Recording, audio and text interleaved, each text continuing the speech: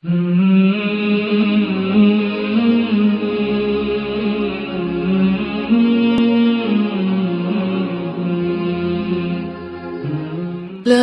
إله إلا الله محمد رسول الله نحمده ونصلي على رسوله الكريم اما بعد فاعوذ بالله من الشيطان الرجيم بسم الله الرحمن الرحيم رب اشرح لي صدري ويسر لي امري واحلل عقدة من لساني يفقهوا قولي اذا سألك عبادي عني فاني قريب اجيب دعوة الداعي اذا دعان فَلْيَسْتَجِيبُوا لِي وَلْيُؤْمِنُوا بِي لَعَلَّهُمْ يَرْشُدُونَ۔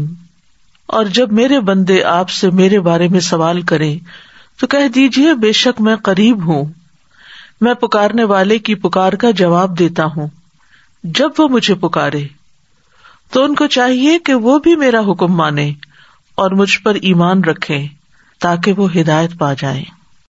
السلام علیکم ورحمۃ اللہ وبرکاتہ۔ کیا حال ہے سب کا؟ الحمدللہ۔ تمام مخلوق علم والوں کے لیے بخشش کی دعائیں کرتی ہے۔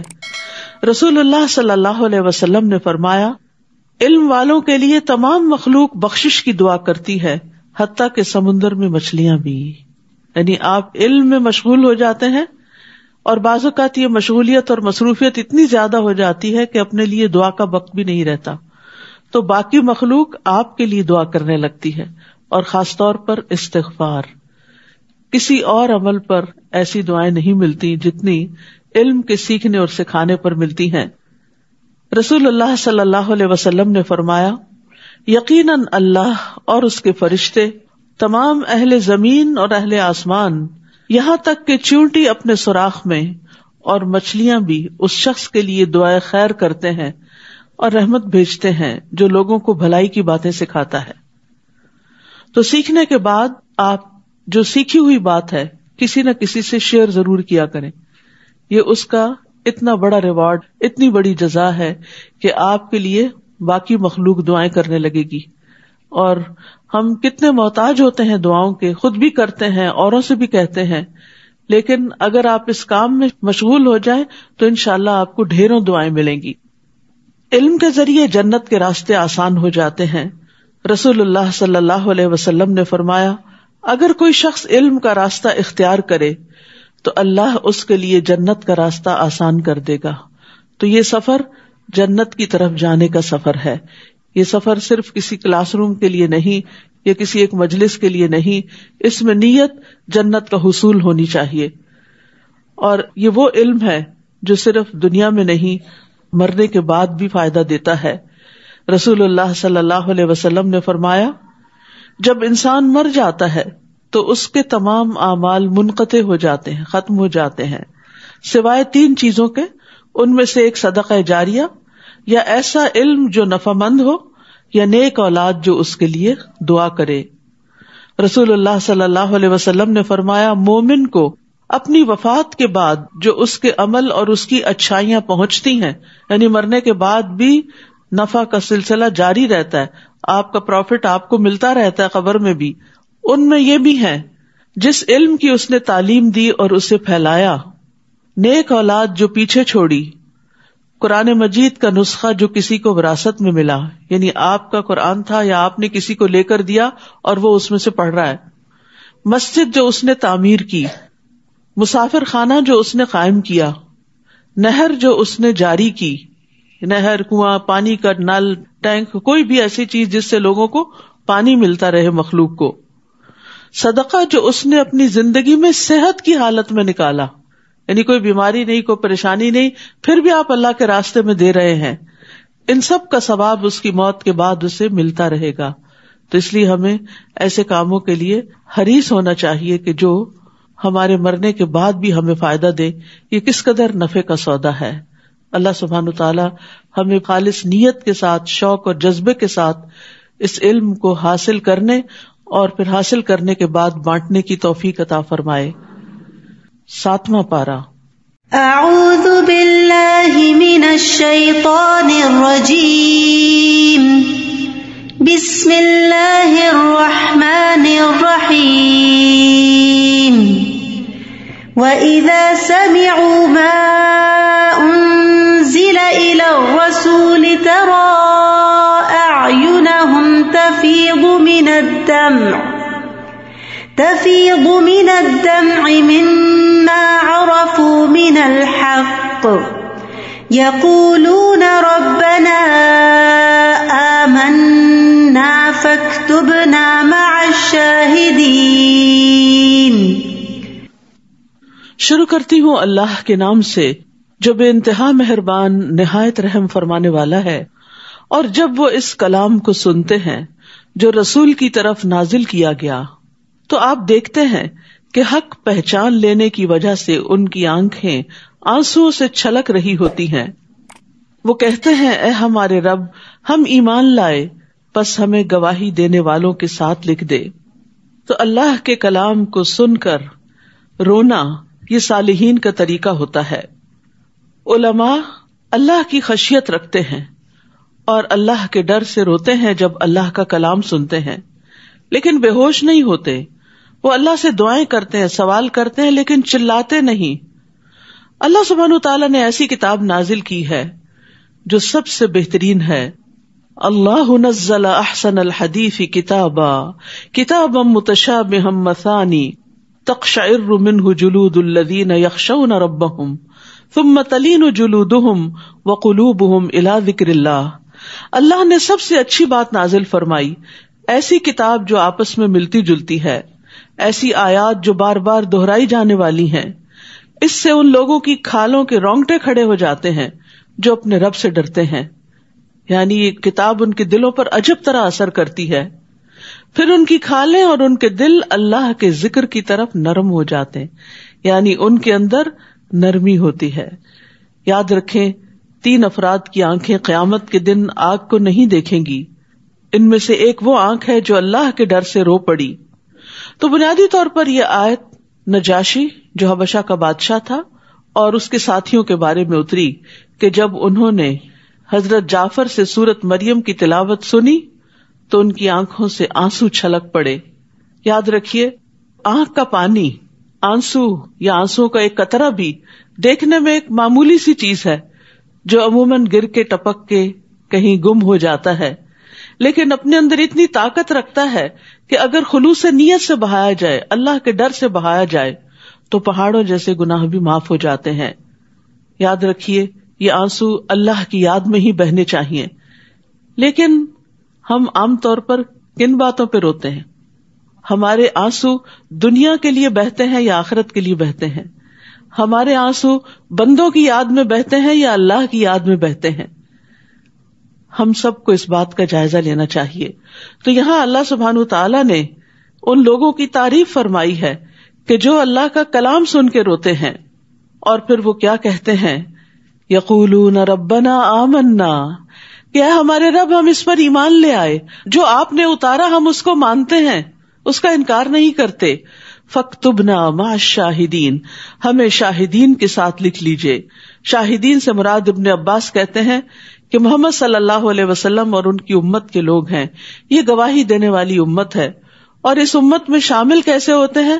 اشہد ان لا الہ الا اللہ و اشہد ان محمدن عبدہ و رسولہ کہہ کے۔ تو اللہ کی توحید کی گواہی، محمد صلی اللہ علیہ وسلم کی نبوت کی گواہی، اور اس کے بعد قیامت کے دن دیگر اقوام پر گواہی۔ تو انہوں نے یہ خواہش کی کہ ہمارا شمار بھی ان کے ساتھ ہو، اور یہ ایک حقیقت ہے کہ جو اللہ سے محبت کرتا ہے پھر وہ لازماً اس سے بھی محبت کرتا ہے جو اللہ سے محبت کرتے ہیں اور اللہ کی توحید کو جانتے ہیں۔ اللہ سبحانہ تعالیٰ نے ہمیں امت وسط بنایا، وَكَذَلِكَ جَعَلْنَاكُمْ أُمَّةً وَسَطًا لِتَكُونُوا شُهَدَاءَ عَلَى النَّاسِ وَيَكُونَ الرَّسُولُ عَلَيْكُمْ شَهِيدًا، اور اسی طرح ہم نے تمہیں سب سے بہتر امت بنایا تاکہ تم لوگوں پر شہادت دینے والے بنو اور رسول تم پر شہادت دینے والے بنے۔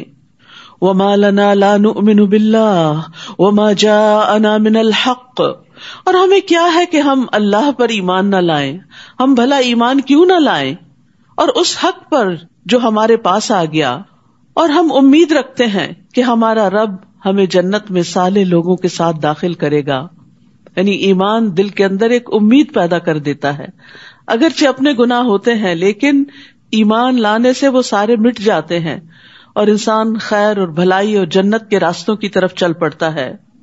تو اس کے بدلے میں جو انہوں نے کہا اللہ انہیں ایسے باغات عطا کرے گا جن کے نیچے نہریں جاری ہیں، جن میں وہ ہمیشہ رہنے والے ہیں، اور احسان کرنے والوں کا یہی بدلہ ہے. تو گویا اچھی بات پر بھی جنت مل جاتی ہے. فَأَثَابَهُمُ اللَّهُ بِمَا قَالُوا جَنَّاتٍ، ان کے قول کے بدلے اللہ انہیں جنتیں عطا کرے گا.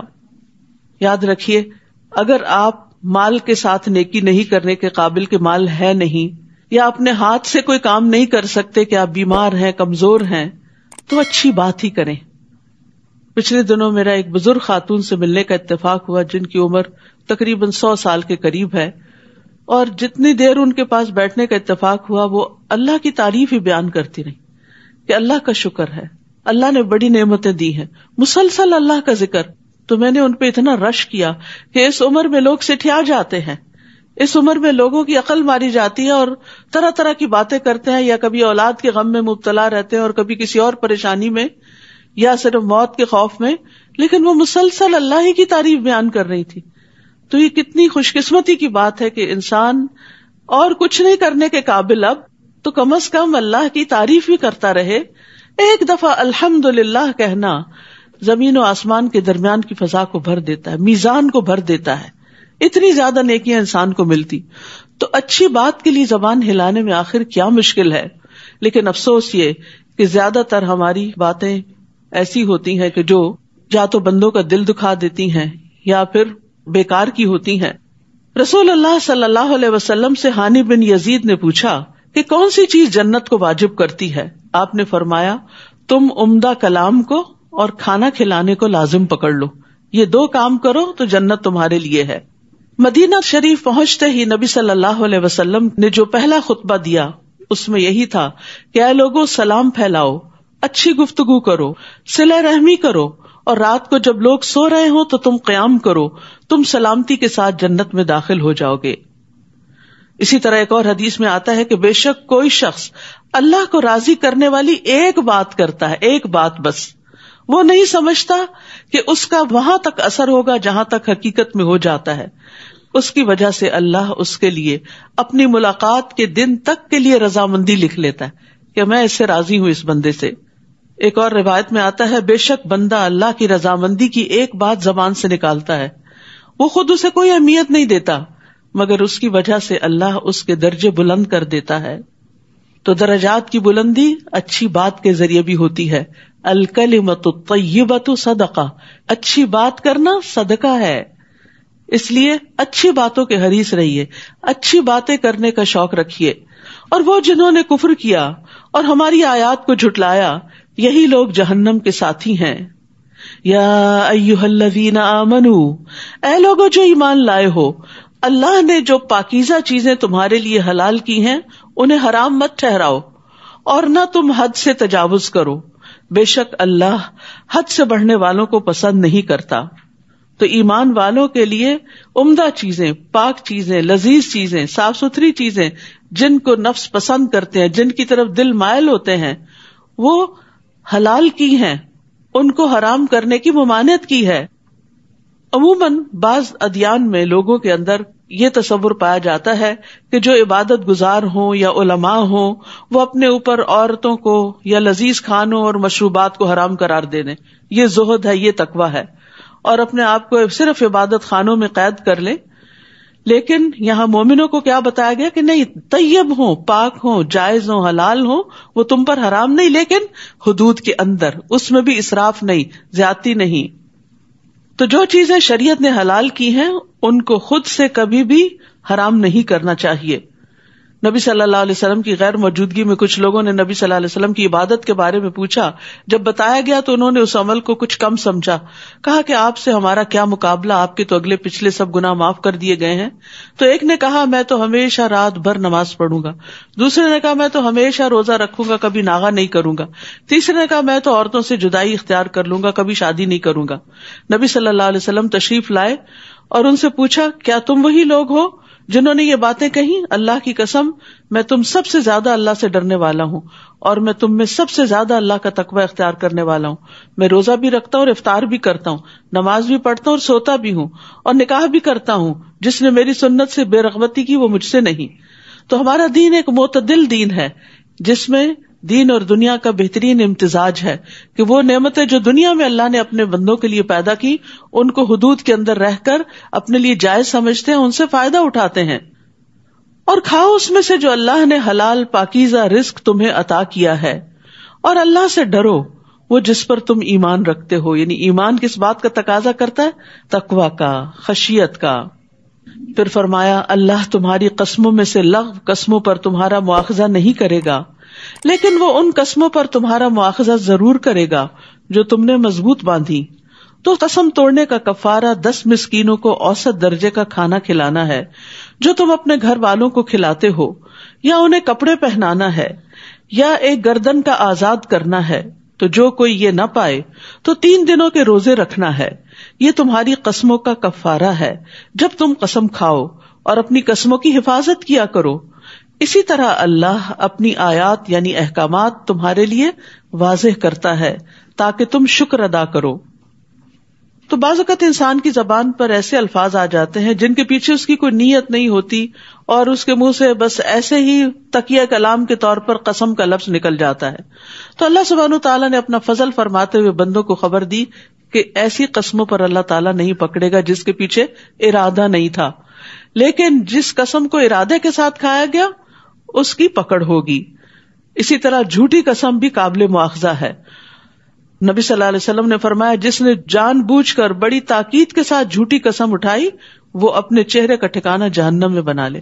یعنی جھوٹی قسم کھانا بہت بڑا جرم ہے. رسول اللہ صلی اللہ علیہ وسلم نے فرمایا کوئی شخص ایسا نہیں جو میرے ممبر کے پاس جھوٹی قسم کھائے, اگرچہ وہ ایک تازہ مسواک کے لیے کیوں نہ ہو کہ یہ اللہ کی قسم یہ میری مسواک ہے, حالانکہ اس کی نہیں, ایک مسواک کی خاطر.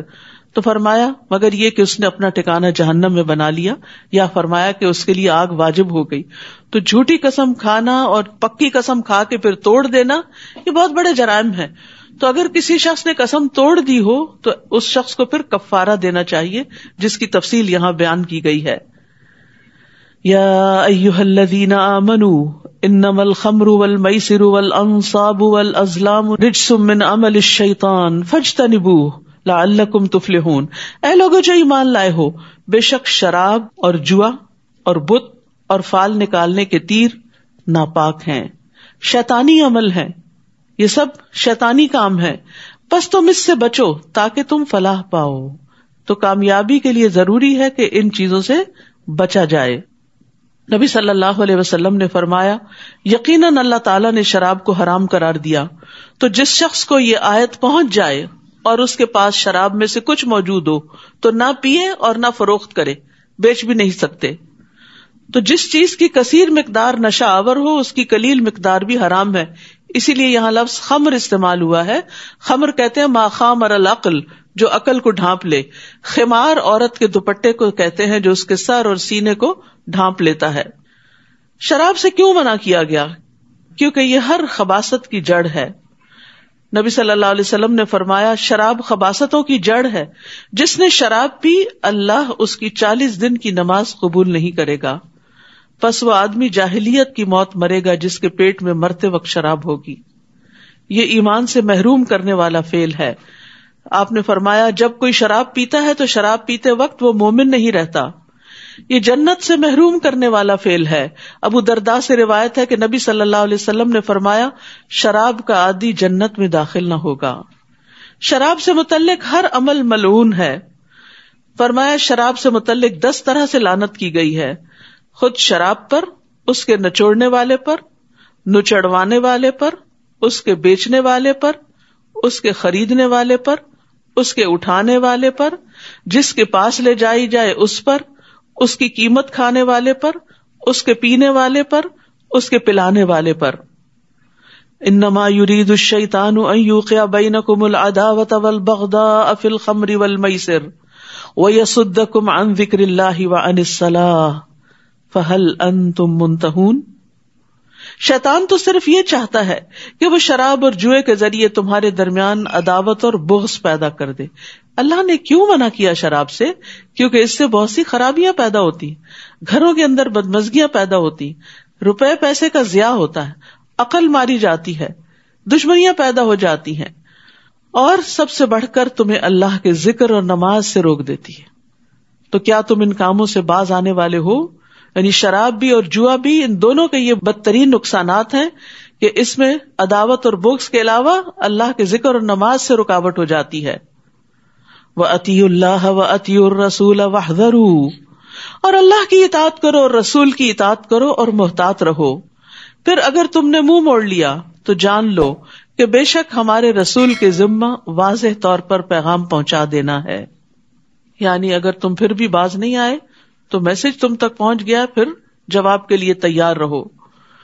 وہ لوگ جو ایمان لائے اور انہوں نے نیک عمل کیے، ان پر کوئی گناہ نہیں اس بارے میں جو وہ کھا چکے، کہ انہوں نے تقوی اختیار کیا اور وہ ایمان لائے اور انہوں نے نیک عمل کیے، پھر انہوں نے تقوی اختیار کیا اور ایمان لائے، پھر انہوں نے تقوی اختیار کیا اور نیک کام کیے، اور اللہ نیک کام کرنے والوں سے محبت کرتا ہے.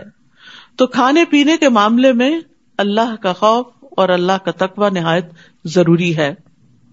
ہوا یہ کہ کچھ لوگ جن کے عزیز رشتہ دار شراب کی حرمت کے نزول سے پہلے فوت ہو چکے تھے، تو وہ بہت پریشان تھے کہ وہ شراب پینے سے توبہ کیے بغیر مر گئے تو ان کا کیا ہوگا. تو یہاں بتا دیا گیا کہ جو متقی ہو، مومن ہو اور احسان کی روش پر ہو تو اللہ سبحانہ وتعالیٰ اس کو معاف کرنے والا ہے، اور پھر جب تک کوئی حکم آئے نہ اس وقت تک ویسے بھی معافی ہے. اور یہاں پر تقوی اور احسان دونوں کی بات کی گئی. متقی محسن متقی مومن سے بہتر ہے. ثم اتقوا واحسنوا واللہ یحب المحسنین. یا ایھا الذین آمنوا، اے لوگو جو ایمان لائے ہو، اللہ تمہیں شکار میں سے کسی ایسی چیز کے ساتھ ضرور آزمائے گا جو تمہارے ہاتھوں اور نیزوں کی زد میں ہوں گے، تاکہ اللہ جان لے کہ کون اس سے غائبانہ ڈرتا ہے. بعض اوقات حرام چیزیں انسان کے لیے بڑی آسان ہوتی ہیں حاصل کرنی، اور وہ اس کا بہت بڑا ٹیسٹ ہوتا ہے. یعنی آپ کو کوئی ایسی جاب ملی، ایسا کام ملا کہ جس میں بہت زبردست آمدنی ہے اور بہت سی سہولتیں ہیں، بہت سے پروویژنز ہیں، اور آپ کو ضرورت بھی ہے، لیکن آپ کو پتا ہے کہ یہ حرام ہے، تو آپ صرف اس لیے چھوڑ دیتے ہیں کہ اس سے اللہ ناراض ہوتا ہے. تو یہ اصل میں کیا تھا؟ ایسی اپرچونٹیز کا سامنے آنا یہ اللہ کی طرف سے ایک آزمائش ہوتی. جیسے کہ یہاں بتایا گیا کہ مسلمان صلح حدیبیہ کے سفر میں جا رہے تھے تو احرام کی حالت میں شکار ان کے ہاتھوں کی پہنچ پہ آ گیا، اور انہیں ضرورت بھی تھی، لیکن انہوں نے اپنے ہاتھوں کو روک کے رکھا. اور بہت ٹیمپٹیشن کی بات ہے نا کہ جو چیز آپ کے ہاتھ آ جائے اور پھر آپ اس کو رکھ دیں کہ نہیں، اللہ کا حکم نہیں. جو تمہارے ہاتھوں اور نیزوں کی زد میں ہوں گے، تاکہ اللہ جان لے کہ کون اس سے غائبانہ ڈرتا ہے. یہ انسان کی خشیت کا امتحان ہوتا ہے. تو جو کوئی اس کے بعد زیادتی کرے تو اس کے لیے دردناک عذاب ہے. بعض جگہیں ایسی ہوتی ہیں، بعض کام ایسے ہوتے ہیں لوگ نہیں دیکھ رہے ہوتے، صرف آپ کا رب آپ کو دیکھ رہا ہوتا ہے، اور آپ صرف رب کی خاطر غلط کام کو نہیں کرتے، خواہ آپ کو کتنا بھی پسند کیوں نہ ہو. اسکرین پر حرام چیزیں کب آپ سٹاپ کر سکتے ہیں، بلاک کر سکتے ہیں، روک سکتے ہیں؟ جب آپ کو صرف رب کا ڈر ہوتا ہے. شوہر کو بیوی کا ڈر، یا بیوی کو شوہر کا ڈر، یا بچوں کا ڈر، یہ چیزیں نہیں روک سکتی. بہت سے لوگ غلط چیزوں کے ایڈکٹ ہو جاتے ہیں کیونکہ وہ چھپ چھپ کے غلط کام کرنے کے عادی ہو چکے ہوتے ہیں، اور ان کے دل کی غذا پھر وہ حرام چیزیں بن جاتی ہیں. تو ان چیزوں سے رکنے کا طریقہ بھی اللہ کا خوف ہی ہے، تقویٰ ہی ہے کہ اللہ تعالیٰ دیکھنے والا ہے اور وہ پوچھنے والا ہے. اور ان حرام کاموں میں پڑنے سے زندگی میں بے برکتی ہوگی، رزق میں بے برکتی ہوگی، طرح طرح کی اور مصیبتیں اور آفتیں آئیں گی. تو یہ چیز انسان کو حرام چیز سے روک دیتی، خواہ اس کو کتنی ہی پسند کیوں نہ ہو.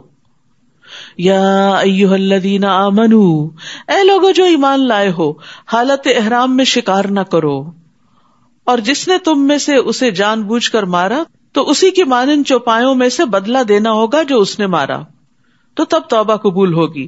جس کا فیصلہ تم میں سے 2 عدل والے کریں گے، یہ قربانی کعبہ تک پہنچنے والی ہو، یعنی جو دم دیا جاتا ہے وہ حرم میں ہی دیا جاتا ہے، یا کفارہ ہو چند مسکینوں کو کھانا کھلانا، یا اس کے برابر روزے رکھنا، تاکہ وہ اپنے کیے کا وبال چکھے، یعنی یہ فائن ہے. اللہ نے اس سے درگزر کیا جو ہو چکا، اور جو کوئی پھر وہی کام کرے تو اللہ اس سے انتقام لے گا.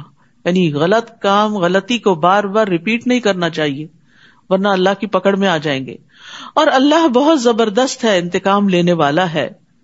تمہارے لیے سمندر کا شکار اور اس کا کھانا حلال کر دیا گیا، جو تمہارے لیے اور مسافروں کے لیے فائدہ مند ہے، لیکن جب تک تم احرام میں ہو خشکی کا شکار تم پر حرام کیا گیا. اور اللہ سے ڈرو، وہ جس کی طرف تم اکٹھے کیے جاؤ گے. خشکی پر تو اور بھی غذائیں مل جاتی ہیں، اس لیے شکار منع کر دیا گیا. لیکن سمندری سفر یا بحری سفر سے اگر کوئی حج پہ جا رہا ہو اور ایک مہینے کا سفر، جیسے کینیڈا سے اگر کوئی بحری جہاز پہ جائے تو آپ سوچئے کب پہنچے گا. تو ایسی صورت میں سمندر کا شکار حلال ہے احرام کی حالت میں، اور اس کا کھانا بھی. اللہ نے کعبہ کو حرمت والا گھر بنایا جو لوگوں کے لیے قیام کا ذریعہ ہے، اور ماہ حرام کو اور قربانی کے جانوروں کو اور پٹے والے جانوروں کو جو کعبہ کی طرف لے جائے جاتے ہیں، یہ اس لیے کہ تم جان لو کہ بے شک اللہ جانتا ہے جو کچھ آسمانوں میں ہے اور جو زمین میں ہے، اور بے شک اللہ ہر چیز کو خوب جاننے والا ہے. جان لو بے شک اللہ سخت سزا والا، اور بے شک اللہ بہت بخشنے والا، نہایت رحم کرنے والا ہے. تو رحمت اللہ کی صفت ہے اور عذاب اس کا فعل ہے. تو سزا اور جزا میں اللہ کی رحمت غالب ہے.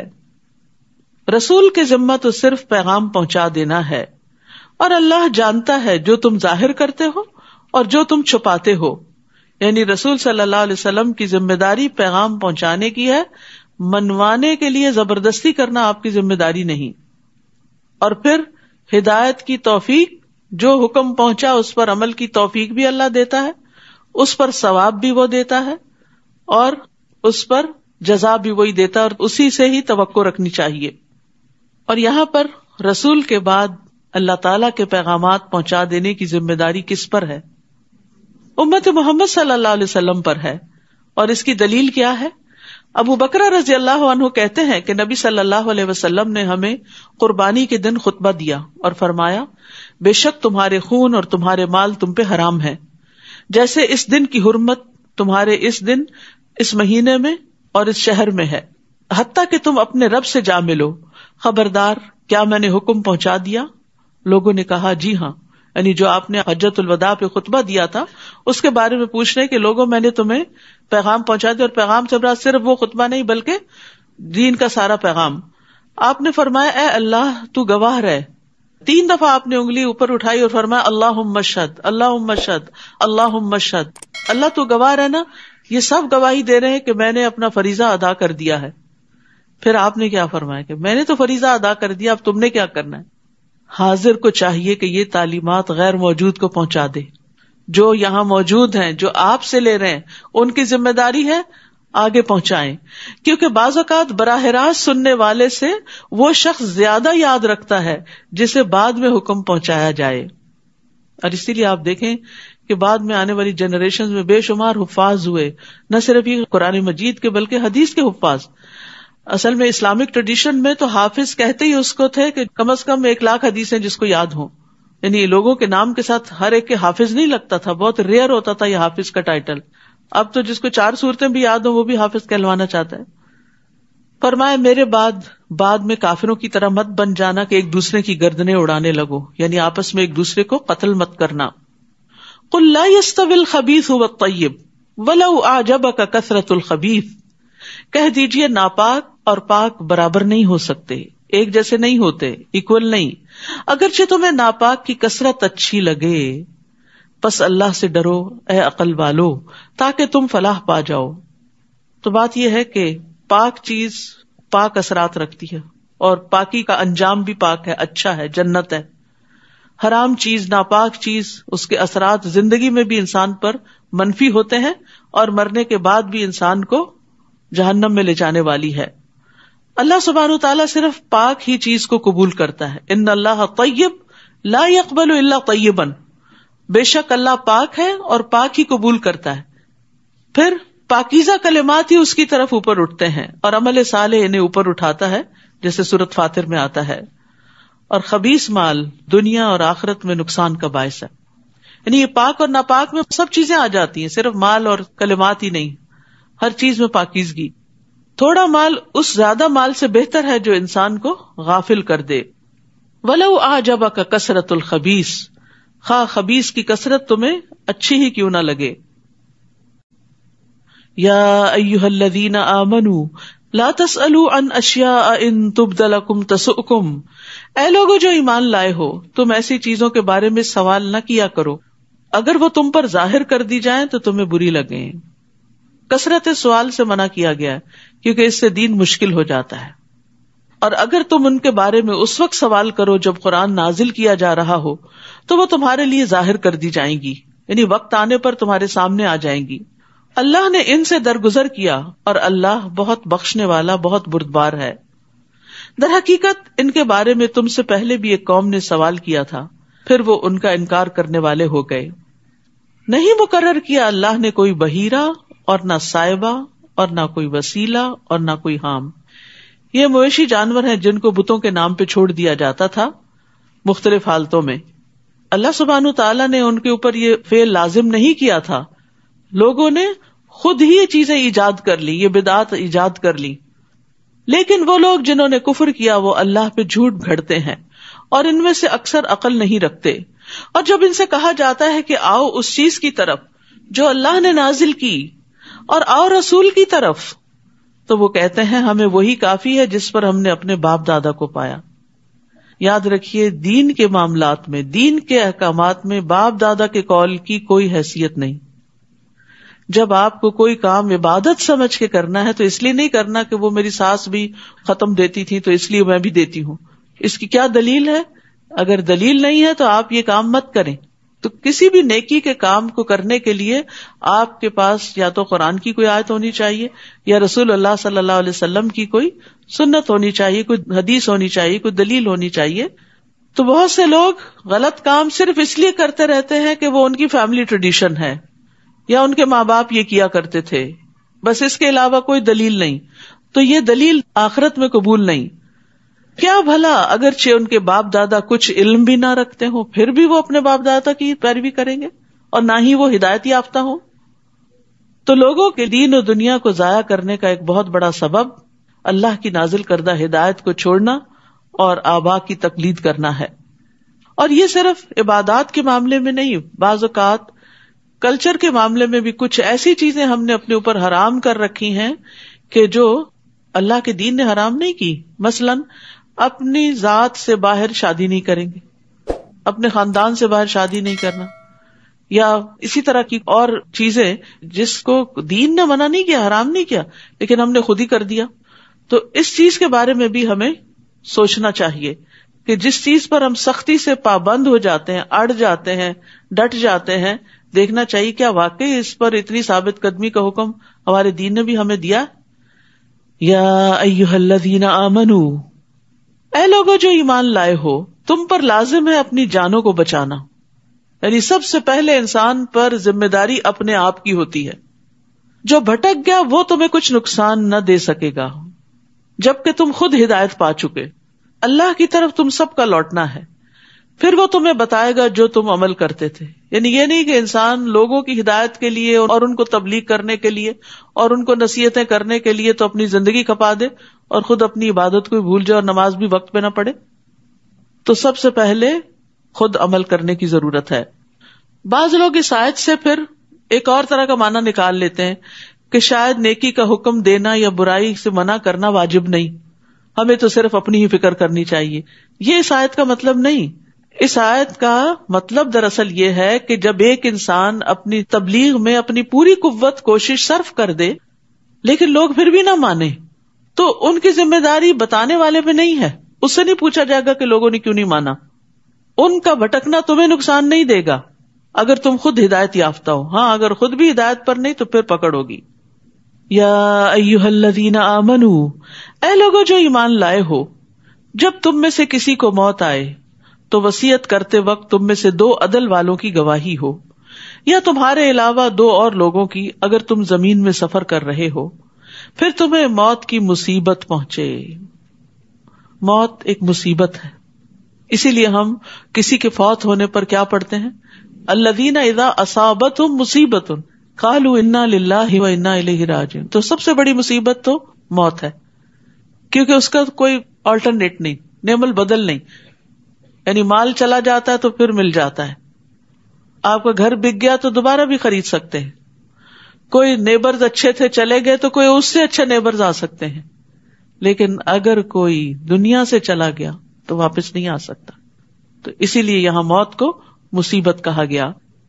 لیکن اس سے بڑی مصیبت کیا ہے کہ انسان موت کو یاد نہ کرے، موت کی تیاری نہ کرے، اس میں غور و فکر چھوڑ دے. تو ایک موت ہی نصیحت کرنے کے لیے کافی ہے اگر انسان واقعی اپنی موت کو سنجیدگی کے ساتھ سوچے. تو یہاں پر فرمایا گیا کہ پھر تمہیں موت کی مصیبت پہنچے تو شک کی صورت میں تم ان دونوں کو نماز کے بعد روک لو کہ انہوں نے کوئی ہیر پھیر کر دی امانت میں.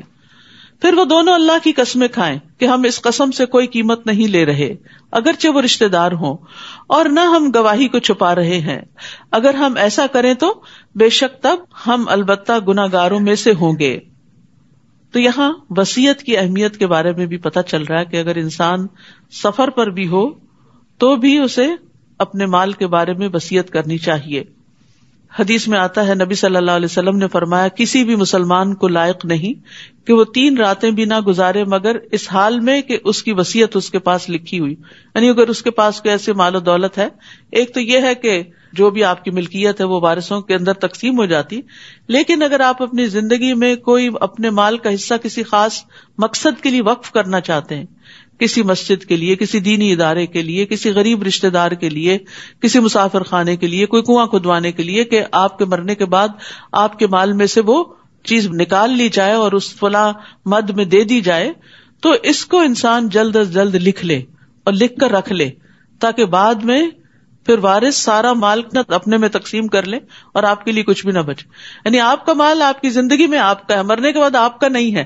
ہاں صرف اتنا حصہ آپ کی مرضی کے مطابق استعمال ہوگا جس کی آپ وصیت کر جائیں گے، لیکن وہ وصیت بھی 1/3 میں ہوتی ہے. یعنی مال کے تیسرے حصے میں آپ کو اجازت ہے کہ آپ اپنی مرضی سے اپنے مرنے کے بعد خرچ کروائیں، لیکن اس سے زیادہ کی نہیں، وہ تو بہرحال وارثوں کو جائے گا ہی. عبداللہ بن عمر رضی اللہ عنہ فرماتے ہیں کہ جب سے میں نے رسول اللہ صلی اللہ علیہ وسلم سے یہ فرمان سنا ہے تو اس وقت سے میری وصیت میرے پاس موجود رہتی ہے، کیونکہ بعد میں کوئی جھگڑا نہ ہو، کوئی کنفیوژن نہ ہو. پھر اگر اس پر اطلاع ہو جائے کہ وہ دونوں یقینی طور پر گناہ کے مرتکب ہوئے ہیں تو وہ 2 قریب ترین دوسرے ان دونوں کی جگہ کھڑے ہوں گے، ان میں سے جس پر حق ثابت ہو گیا پھر وہ دونوں اللہ کی قسمیں کھائیں کہ ہماری گواہی ان دونوں کی گواہی سے زیادہ سچی ہے اور ہم نے زیادتی نہیں کی. اگر ہم ایسا کریں تو یقیناً تب ہم البتہ ظالموں میں سے ہوں گے. یہ طریقہ زیادہ قریب ہے کہ وہ گواہی کو اس کے اصل رخ پر لائیں یا وہ ڈریں کہ ان کی قسمیں ان کے ورثاء کی قسموں کے بعد رد کر دی جائیں گی. اور اللہ سے ڈرو اور سنو، اور اللہ فاسق قوم کو ہدایت نہیں دیتا. واتقوا اللہ واسمعوا، یعنی تقوی کے ساتھ سننا وہ ہوتا ہے جس میں انسان عمل بھی کرتا ہے، اور اگر نہیں تو پھر ہدایت سے دور نافرمان ہے، اور نافرمان کو پھر ہدایت نہیں ملتی، نیکی کی توفیق نہیں ملتی. جس دن اللہ رسولوں کو جمع کرے گا پھر وہ پوچھے گا تم کیا جواب دیے گئے تھے؟ وہ کہیں گے ہمیں کچھ علم نہیں، بے شک تو ہی غیبوں کا خوب علم رکھنے والا ہے.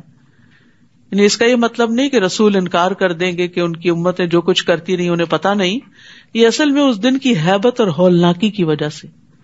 یاد رکھیے آخرت کا دن بڑا سخت دن ہے کہ اس دن رسول بھی گھبرا جائیں گے جنہوں نے زندگی میں کبھی کوئی گناہ نہیں کیا.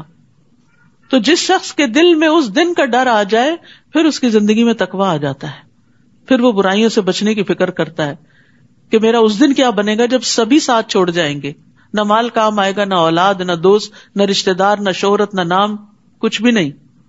تو گھبراہٹ سے کہیں گے کہ ہمیں علم نہیں، لیکن جب تھوڑے تسلی میں آئیں گے تو وہ جواب دیں گے اور اپنی امتوں کے بارے میں گواہی دیں گے کہ انہوں نے پیغام قبول کیا یا نہیں. اذ قال اللہ یا عیسی ابن مریم اذکر نعمتی علیک وعلی والدتک، جب اللہ فرمائے گا اے عیسی ابن مریم میری اس نعمت کو یاد کرو جو تم پر اور تمہاری والدہ پر ہوئی، جب میں نے روح القدس کے ساتھ تمہاری تائید کی، یعنی جبریل علیہ السلام کے ساتھ تمہاری مدد کی، تم لوگوں سے گہوارے اور ادھیڑ عمر میں کلام کرتے تھے اور جب میں نے تمہیں کتاب و حکمت اور تورات اور انجیل کی تعلیم دی، اور جب تم میرے اذن سے مٹی سے پرندے کی شکل کی مانند بناتے پھر اس میں پھونک مارتے تو وہ میرے اذن سے پرندہ بن جاتا، اور تم پیدائشی اندھے اور برس والے کو میرے اذن سے اچھا کر دیتے تھے، اور جب تم میرے اذن سے مردوں کو نکالتے تھے، اور جب میں نے بنو اسرائیل کو تم سے روکا تھا جب تم ان کے پاس واضح دلائل لے کر آئے تھے، یعنی انہوں نے ان کے قتل کا ارادہ کیا تھا، تو ان میں سے جنہوں نے کفر کیا وہ کہنے لگے یہ تو کھلم کھلا جادو، ہر پیغمبر کی تعلیم کو جادو کہہ کے جھٹلا دیا گیا، اور یہ دراصل لوگوں کا اپنے آپ ہی کو دھوکہ دینا تھا۔ تو اس آیت سے بنیادی طور پر عیسیٰ علیہ السلام کی ربوبیت کا رد کیا جا رہا ہے کہ لوگ ان کو الہ مانے، کیونکہ انہوں نے کیا کہا تھا، میں نے سب کام اللہ کے اذن سے کیے ہیں، تخلیق کے جو کام ہیں وہ اللہ کے اذن سے کیے ہیں۔ اور پھر ہم سب کو یاد رکھنا چاہیے کہ کسی بھی انسان سے فائدہ یا نقصان صرف اللہ کے اذن سے ہوتا ہے، اس لیے اپنے اندر سے ڈر نکال دینا چاہیے اور اللہ پہ بھروسہ کرنا چاہیے۔ بعض اوقات ایسا خوف لائق ہوتا ہے نا، فلاں شخص مجھے بدنام کر دے گا، فلاں شخص مجھ پہ ظلم نہ کرے، فلاں ایسا نہ کرے، نہیں، سب کچھ اللہ کے ہاتھ میں ہے۔ نبی صلی اللہ علیہ وسلم نے ابن عباس سے فرمایا تھا، یا غلام جان رکھو اگر ساری دنیا مل کر بھی تمہیں نفع پہنچانا چاہے تو تمہیں نفع نہیں پہنچا سکتی سوائے اس کے جو اللہ نے تمہارے لیے لکھ دیا، اور اگر سارے مل کر تمہیں نقصان پہنچانا چاہیں تو تمہیں نقصان نہیں دے سکتے سوائے اس کے جو اللہ نے تمہارے لیے لکھ دیا۔ قلم اٹھا لیے گئے اور صحیفے خشک ہو گئے، تو اصل قوت، قدرت، طاقت اللہ کے ہاتھ میں ہے۔ تو عیسیٰ علیہ السلام سے جو معجزات سرزد ہوئے جن کا اس آیت میں ذکر ہے، وہ سب کچھ دراصل اللہ کے اذن ہی سے ہوا۔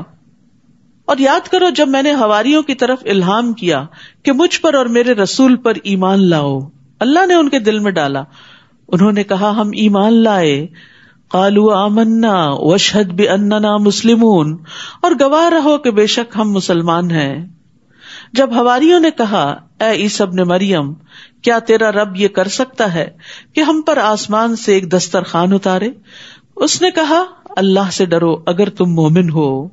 انہوں نے کہا ہم چاہتے ہیں ہم اس میں سے کھائیں اور ہمارے دل مطمئن ہو جائیں۔ آپ دیکھیے عیسیٰ علیہ السلام نے کیسے کیسے معجزات نہیں دکھائے تھے، اس کے بعد مزید کا مطالبہ ہے، اور ہم جان لیں کہ تم نے ہم سے سچ کہا تھا اور ہم اس پر گواہوں میں سے ہو جائیں۔ عیسیٰ ابن مریم نے کہا اے اللہ، اے ہمارے رب، تو ہم پر آسمان سے ایک خوان اتار جو ہمارے پہلوں اور پچھلوں کے لیے عید ہو جائے اور تیری طرف سے ایک نشانی ہو، اور ہمیں رزق عطا فرما، تو سب سے بہترین رازق ہے۔ اللہ تعالیٰ سے رزق مانگنا بھی چاہیے، اور جو لوگ رزق کی پریشانی یا تنگی کا شکار ہوں وہ یہ دعا پڑھا کریں، اللہم ارزقنی وانت خیر الرازقین، اور پورا کارڈ تیار کیا گیا ہے، وہ رزق میں فراخی کی دعاؤں پر مشتمل ہے، تو اس کو کثرت سے پڑھیں۔ یعنی جو لوگ بھی اس معاملے میں پریشان ہوتے ہیں کہ ان کے حالات تنگ ہیں یا کیا بنے گا ان کا، یا جاب نہیں ہے یا اور اسی طرح کے مسائل ہیں، تو یہاں پر عیسیٰ علیہ السلام بھی دعا مانگ رہے ہیں، وارزقنا وانت خیر الرازقین، اور اللہ کو رازق ماننا اللہ کو بڑا پسند ہے کہ ہم اس کو رازق مانیں۔ ہم رزق لوگوں کے ہاتھ میں سمجھتے ہیں، اس کو خوش کر دیں تو ہمیں فلاں چیز مل جائے گی، اس کو خوش کر دیں تو وہاں سے یہ بینیفٹ حاصل ہو جائے گا، جبکہ رزق کی کنجیاں اللہ کے ہاتھ میں ہیں۔ قال اللہ انی منزلها علیکم، اللہ نے کہا بے شک میں اسے تم پر نازل کرنے والا ہوں، تو جو کوئی تم میں سے اس کے بعد کفر کرے گا تو میں ضرور اسے ایسا عذاب دوں گا جو میں نے جہان والوں میں سے کسی ایک کو نہ دیا ہوگا۔ اور جب اللہ کہے گا اے عیسیٰ ابن مریم، کیا تم نے لوگوں سے کہا تھا کہ اللہ کو چھوڑ کر مجھے اور میری ماں دونوں کو الہ بنا لو؟ وہ کہے گا پاک ہے تو، میرے لیے مناسب نہیں کہ میں وہ بات کہوں جس کا مجھے حق نہیں۔ اگر میں نے یہ کہا ہوتا تو یقیناً تو اسے جانتا ہوتا، تجھے پتا ہے میں نے نہیں کہا ایسا کچھ، تو جانتا ہے جو میرے نفس میں ہے، میں نہیں جانتا جو تیرے نفس میں ہے۔ یہ بات بھی اس لیے کہی جا رہی ہے کہ لوگوں کو پتہ چل جائے کہ عیسیٰ علیہ السلام کا الہ ہونے میں کوئی حصہ نہیں، بے شک تو ہی غیبوں کا خوب علم رکھنے والا ہے۔ تو یہاں پر آپ دیکھیے عیسیٰ علیہ السلام کا ایک خوبصورت انداز کے جواب دینے سے پہلے تسبیح کی، سبحانک۔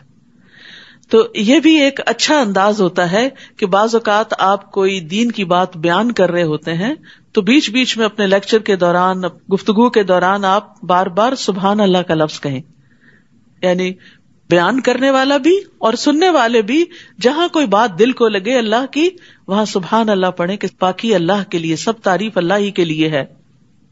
اور انہوں نے خاص طور پر یہاں کیوں تسبیح کی کہ جس بات کی نسبت ان کی طرف کی گئی وہ اس سے اپنے آپ کو بری ذمہ قرار دیتے ہیں، اور دوسرے اللہ کی عزت اور اس کی پکڑ کے خوف سے عاجزی اختیار کرتے ہوئے اللہ کی پاکی بیان کر رہے ہیں. تو بندے کے ایمان کی علامت ہوتی ہے کہ وہ اللہ سبحانہ وتعالیٰ کے ساتھ مخاطب ہوتے ہوئے ادب اختیار کرتا ہے. اللہ سبحانہ وتعالیٰ سے ایسے باتیں نہیں کرنی چاہیے جیسے ہم آپس میں ایک دوسرے سے کر رہے ہوتے ہیں یا کسی بچے سے کر رہے ہوتے ہیں. اللہ سبحانہ وتعالیٰ سے ہر طرح کی بات کر لیں لیکن ادب اور احترام کے ساتھ. اللہ بہت بڑا ہے. میں نے انہیں بس وہی کہا تھا جس کا تو نے مجھے حکم دیا کہ اللہ کی عبادت کرو جو میرا رب ہے اور تمہارا رب ہے، اور میں ان پر گواہ رہا جب تک میں ان میں تھا. پھر جب تو نے مجھے پورا لے لیا تو تو ہی ان پر نگران تھا اور تو ہر چیز پر خوب گواہ ہے. یعنی اللہ سبحانہ وتعالی ہمیشہ سے ہر چیز پر پوری طرح نگران ہے. وہ خود بھی نگران ہے اور فرشتوں کے ذریعے بھی بندوں کی نگرانی کرواتا ہے. کرامن کاتبین دائیں بائیں بیٹھے ہوئے ہیں جو بندے کے ساتھ ہیں، چاہے وہ اکیلا ہو چاہے وہ سب کے ساتھ ہو، دن ہو رات ہو، کوئی جنگل ہو صحرا ہو، وہ نہیں ساتھ چھوڑتے. ان تعذبہم فانہم عبادک وان تغفر لہم فانک انت العزیز الحکیم. اگر تو انہیں عذاب دے تو بے شک وہ تیرے بندے ہیں، اور اگر تو انہیں بخش دے تو بے شک تو بہت زبردست، بہت حکمت والا ہے. سبحان اللہ، کس طرح انتہائی ادب کے ساتھ اللہ سے گزارش کر رہے ہیں. قال اللہ ھذا یوم ینفع الصادقین صدقہم. اللہ فرمائے گا آج وہ دن ہے جس میں سچوں کو ان کی سچائی فائدہ دے گی. قیامت کے دن کیا چیز کام آنے والی ہے؟ سچائی. ان کے لیے ایسے باغات ہیں جن کے نیچے نہریں بہتی ہیں، جن میں وہ ہمیشہ ہمیشہ رہنے والے ہیں. اللہ ان سے راضی ہو گیا اور وہ اس سے راضی ہو گئے. یہی بہت بڑی کامیابی ہے.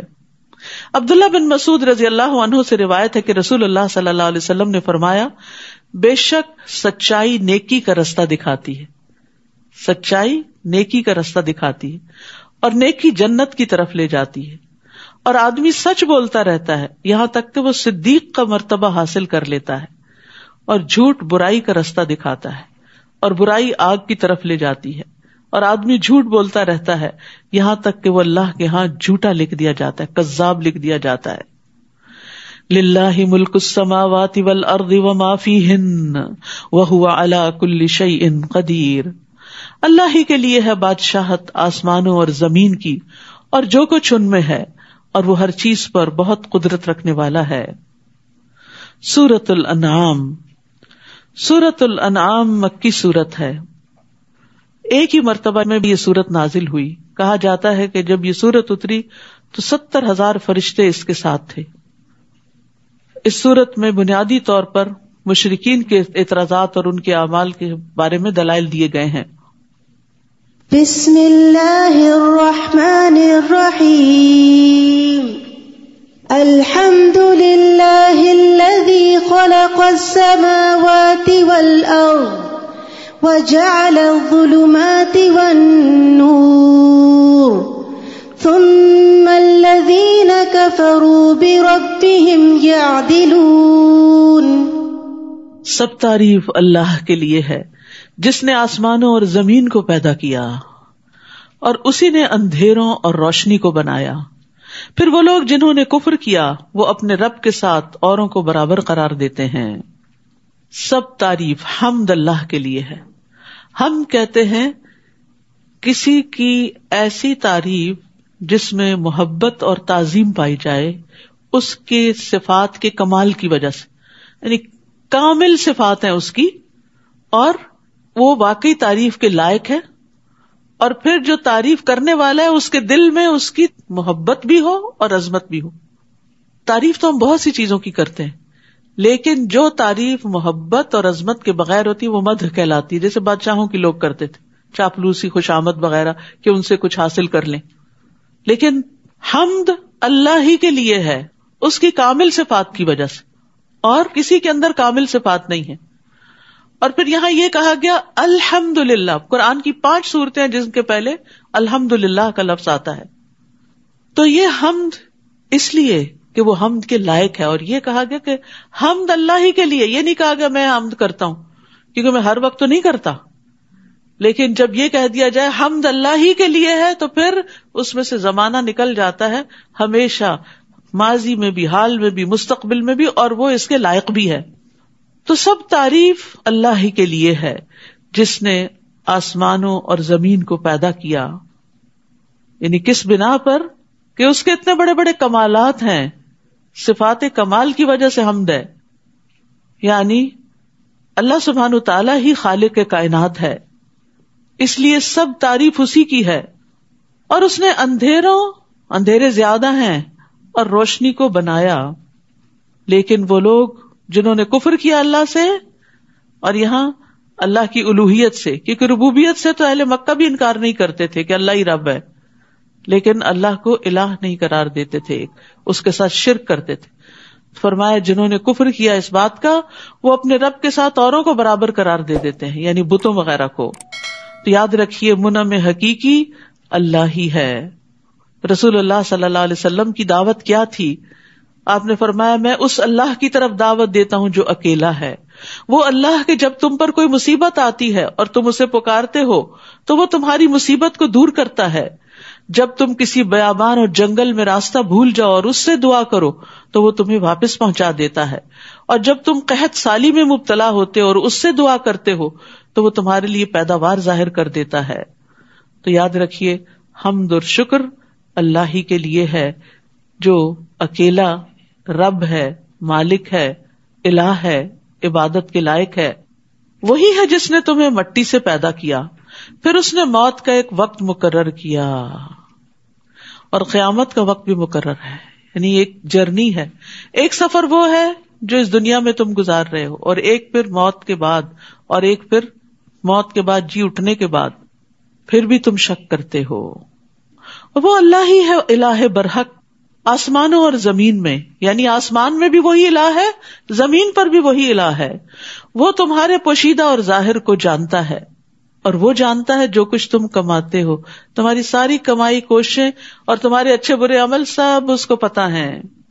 اور نہیں آتی ان کے پاس ان کے رب کی طرف سے نشانیوں میں سے کوئی نشانی مگر وہ اس سے اعراض کرنے والے ہیں.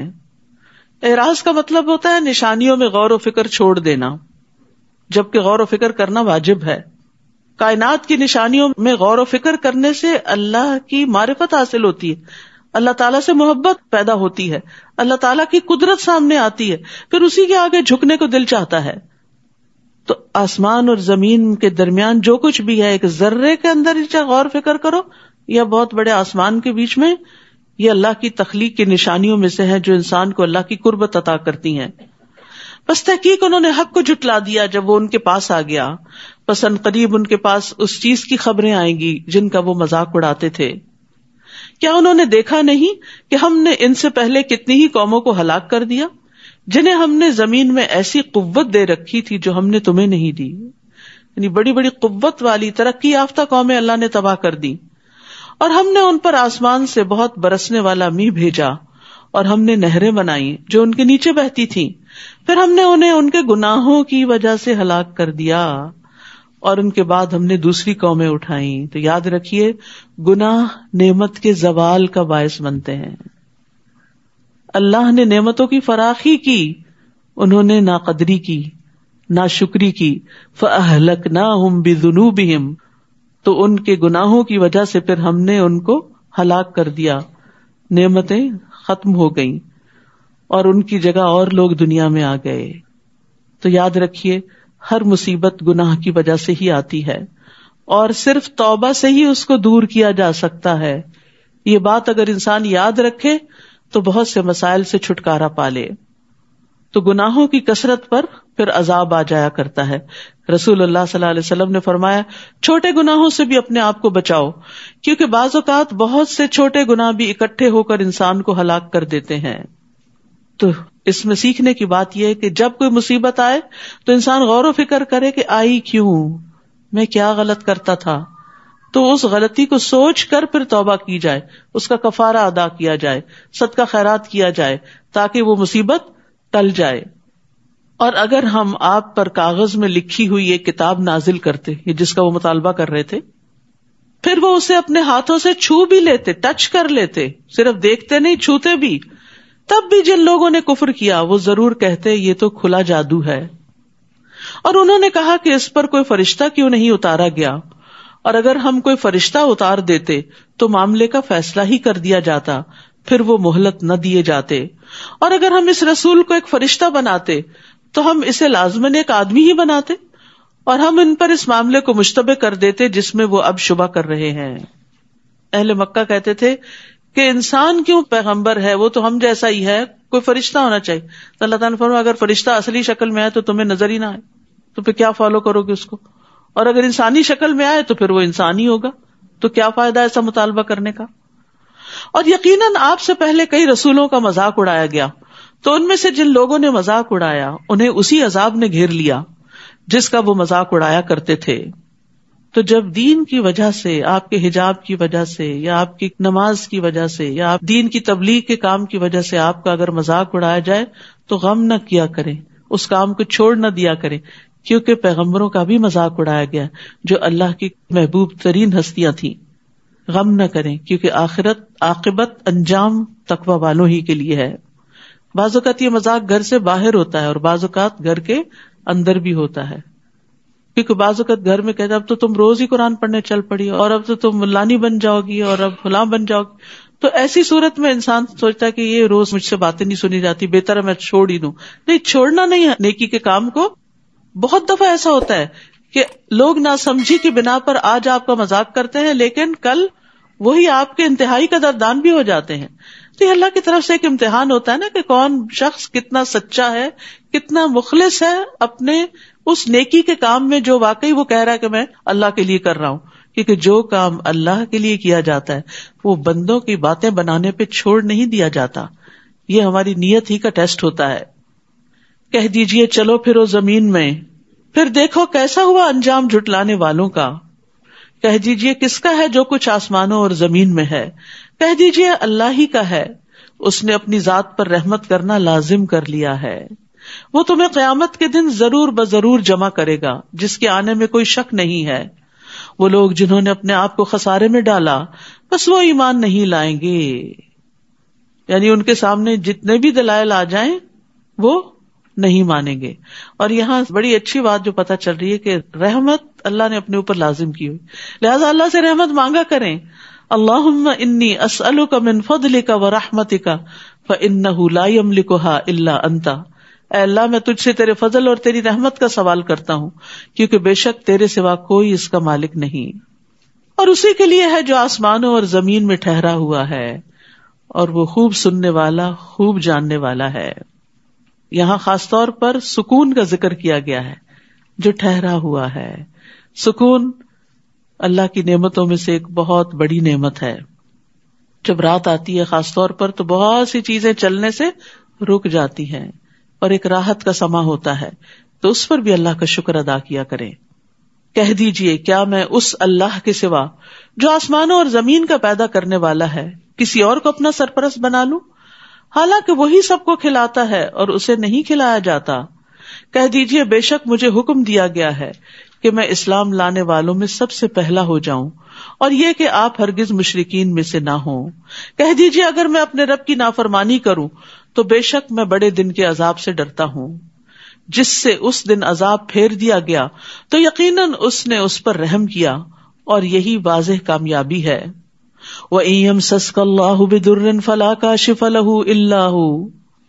اور اگر اللہ آپ کو کوئی نقصان پہنچائے تو اس کے سوا اسے کوئی دور کرنے والا نہیں. تکلیف دور اللہ ہی کر سکتا ہے.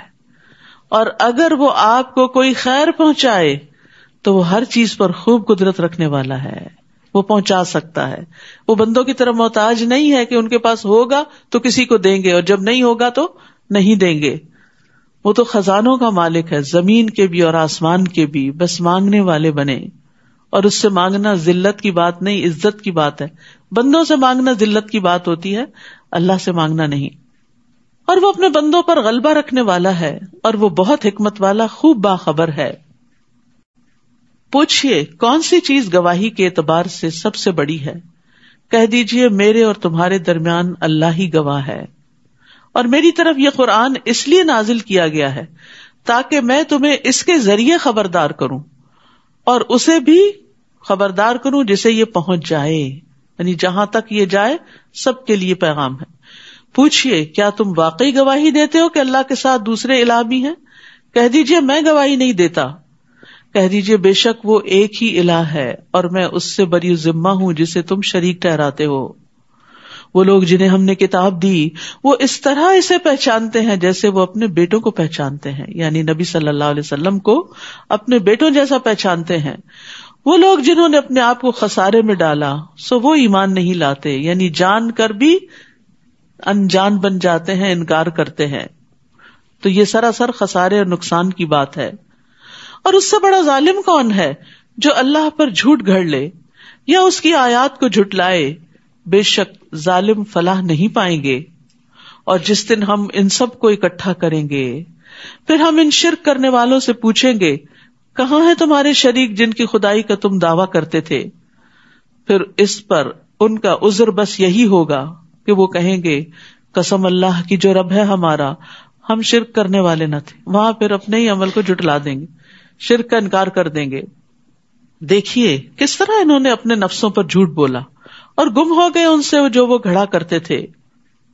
وَمِنْهُمْ مَن يَسْتَمِعُ إِلَيْكَ، اور ان میں سے کوئی وہ ہے جو آپ کی طرف کان لگاتا ہے، یعنی آپ کی باتیں سنتا ہے مگر اچھی نیت سے نہیں، اور ہم نے ان کے دلوں پر پردے ڈال دیے ہیں کہ وہ اسے سمجھ ہی نہ سکیں، اور ان کے کانوں میں بوجھ ہے، اور اگر وہ ہر نشانی دیکھ لیں تب بھی اس پر ایمان نہیں لائیں گے، یہاں تک کہ جب وہ آپ کے پاس آتے ہیں تو آپ سے جھگڑا کرتے ہیں. تو جنہوں نے کفر کیا وہ کہتے ہیں یہ تو محض پہلوں کی کہانیاں ہیں، یعنی قرآن ان پہ اثر نہیں کرتا کیونکہ ان کے دلوں پہ پردے پڑ چکے ہوتے ہیں. دیکھیے ایک ہی کتاب ہوتی ہے، کچھ لوگ سنتے ہیں دل پگھل جاتے ہیں، زندگیاں بدل جاتی ہیں، اور کچھ لوگ ہوتے ہیں جو بھٹک جاتے ہیں. کچھ لوگ اس کے ذریعے عزت پاتے ہیں، کچھ اسی کو چھوڑ کر ذلیل ہوتے ہیں. تو اس لیے بہت ضروری ہے کہ ہم اللہ سے توفیق مانگتے رہیں کہ ہمیں وہ اس کتاب کے ذریعے ہدایت دے، ہمارے دلوں کو نرم کرے اور ہماری زندگیوں کو بدل دے. اور اس کے لیے بہت ضروری ہے کہ ہم اپنے دلوں کو صاف کرتے رہا کریں، کیونکہ گناہگار دل قرآن کی راز سمجھنے سے عاری ہوتا ہے. گناہگار دلوں میں حسد اور بغض اور کینہ اور نفاق بھرے ہوئے دلوں میں قرآن اثر نہیں کرتا، قرآن ان کو سمجھ بھی نہیں آتا. اللہ کی نافرمانیاں قرآن کو نہ سمجھنے کا باعث بنتی ہیں، دلوں پہ زنگ لگ جاتا ہے. کلا بل ران علی قلوبہم ما کانوا یکسبون. تو انسان کے گناہوں کی وجہ سے دلوں پہ زنگ لگتا ہے، جس کی وجہ سے پھر قرآن اندر نہیں جاتا، اور پھر وہ قرآن پڑھ کر سن کر اس پر اعتراض شروع کر دیتے ہیں، یہ تو پہلوں کی کہانیاں ہیں. تو یاد رکھیے اگر دین کی کوئی بات، قرآن کی کوئی آیت سمجھ نہیں آ رہی نا تو استغفار شروع کر دے. ہو سکتا ہے کوئی خاص گناہ جو اس سے ملتا جلتا کیا ہو وہ رکاوٹ بنا ہوا ہو اور اللہ کی بات سنک ان نہیں ہو رہی. امام ابن تیمیہ کے بارے میں آتا ہے کہ جب انہیں قرآن کی کوئی آیت سمجھ نہیں آتی تھی تو 100 تفاسیر دیکھا کرتے تھے، اور بعض اوقات پھر بھی سمجھ نہیں آتی تھی، پوری طرح شرح صدر نہیں ہوتا تھا، تو بیٹھ کے صرف استغفار پڑھتے رہتے تھے. تو اگر ہمیں قرآن سمجھ نہ آئے تو اس راہ میں بھی گناہ حائل ہوتے ہیں. تو اللہ تعالیٰ سے دعا کرنی چاہیے کہ وہ ہمارے سمجھ اور فہم اور فقہ میں اضافہ فرمائے. وہ دوسروں کو اس سے روکتے ہیں اور خود بھی اس سے دور رہتے ہیں، کیونکہ سمجھ جو نہیں، پتہ ہی نہیں کہ یہ کیا خزانہ ہے، اور وہ محض اپنے آپ ہی کو ہلاک کر رہے ہیں اور وہ شعور نہیں رکھتے. اور اگر آپ انہیں اس وقت دیکھیں جب وہ آگ پر کھڑے کیے جائیں گے تو وہ کہیں گے کاش ہم لوٹا دیے جائیں اور ہم اپنے رب کی آیات کو نہ جھٹلائیں اور ہم مومنوں میں سے ہو جائیں. کاش ہمیں وہ وقت دوبارہ مل جائے کہ ہم اپنی اصلاح کر لیں. بلکہ وہ سب ظاہر ہو جائے گا ان کے لیے جو اس سے پہلے وہ چھپاتے تھے، چھپ چھپ کے غلط کام جو کرتے تھے، نیت کی کھوٹ جو رکھتے تھے، اور قرآن سے سیکھنے کی بجائے اس پر اعتراض کرنے کے جو دل میں ارادے رکھتے تھے، تو وہ سب ان کے اندر کے جو جذبات ہوں گے اور خیالات ہوں گے اور ارادے ہوں گے لوگوں کے سامنے آ جائیں گے. تو اس طرح منافقین پہچانے جائیں گے وہاں کہ جو اوپر اوپر سے اسلام کا دعویٰ کرتے ہیں مگر اندر سے مسلمانوں کے شدید دشمن ہوتے ہیں. فرمایا اگر وہ دنیا میں لوٹا بھی دیے جائیں تو بھی وہ ضرور وہی کچھ کریں گے جس سے وہ روکے گئے تھے. وہ کہتے ہیں چور چوری سے جاتا ہیرا پھیری سے نہیں، یعنی وہ ان کی عادت میں ان کی شخصیت کا حصہ ہو گیا. اور بے شک وہ یقیناً جھوٹے ہیں، اپنے اس دعوے میں بھی جھوٹے ہیں ہمیں ایک چانس اور مل جائے تو ہم ہدایت پا جائیں گے. دنیا میں اللہ سبحانہ تعالیٰ بندے کو کئی بار چانس دیتے ہیں، کئی مواقع دیتے ہیں، لیکن انسان جب خود آگے نہیں بڑھتا تو وہ اپرچونٹیز چلی جاتی ہیں.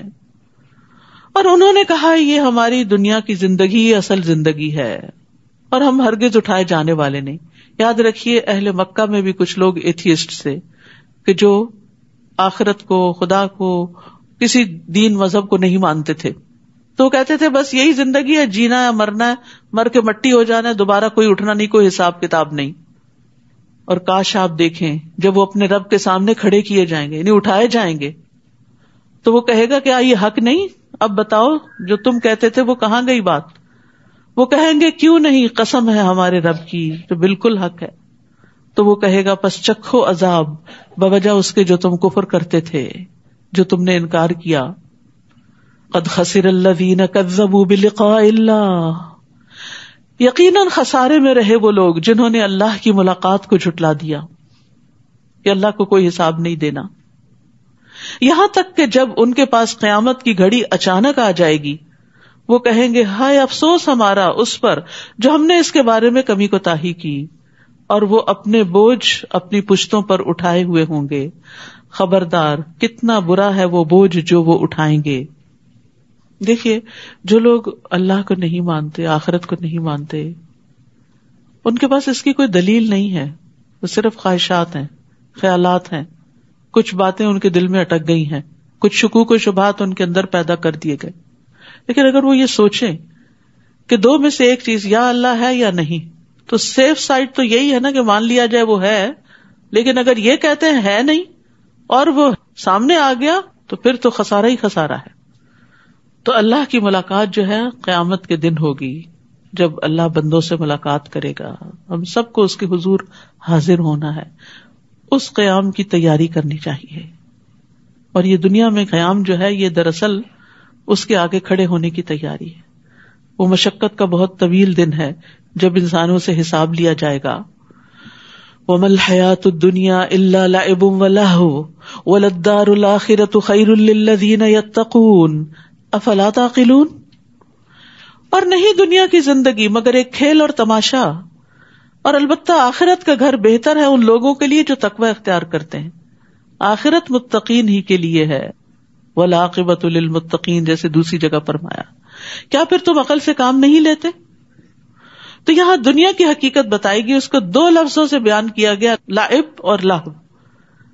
لعب کہتے ہیں ہر وہ کام جو فائدہ مند نہیں ہوتا، اور لہو ہر وہ کام جس سے انسان غفلت میں پڑ جاتا ہے، یعنی وہ چیزیں جو اللہ کی یاد سے غافل کر دیں. ہمیں دنیا میں رہنا ہے، دنیا کے کام کاج کرنے ہیں، لیکن دنیا کے کاموں میں اتنا محب نہ ہو کہ نمازیں ہی بھول جائیں، اللہ کی یاد ہی بھول جائے، اللہ کی اطاعت کی طرف سے انسان غافل ہو جائے. ابن عباس کہتے ہیں یہ کافر کی زندگی ہے کیونکہ وہ زندگی کو دھوکے اور باطل کاموں میں گزار دیتا ہے. مومن کی زندگی نیک اعمال پر مشتمل ہوتی ہے، وہ ہر چیز میں آخرت سامنے رکھ کے کرتا ہے کام. یقیناً ہم جانتے ہیں کہ بے شک آپ کو وہ باتیں غمگین کرتی ہیں جو وہ کہتے ہیں، یعنی لوگوں کے اعتراضات، لوگوں کا مذاق اڑانا، یہ سب چیزیں آپ کے دل پہ اثر کرتی ہیں. یہ ایک حقیقت ہے. اگر پیغمبر کے دل پہ اثر کرتی ہیں، غمگین کرتی ہیں ان کو، تو پھر ہم تو عام انسان ہیں.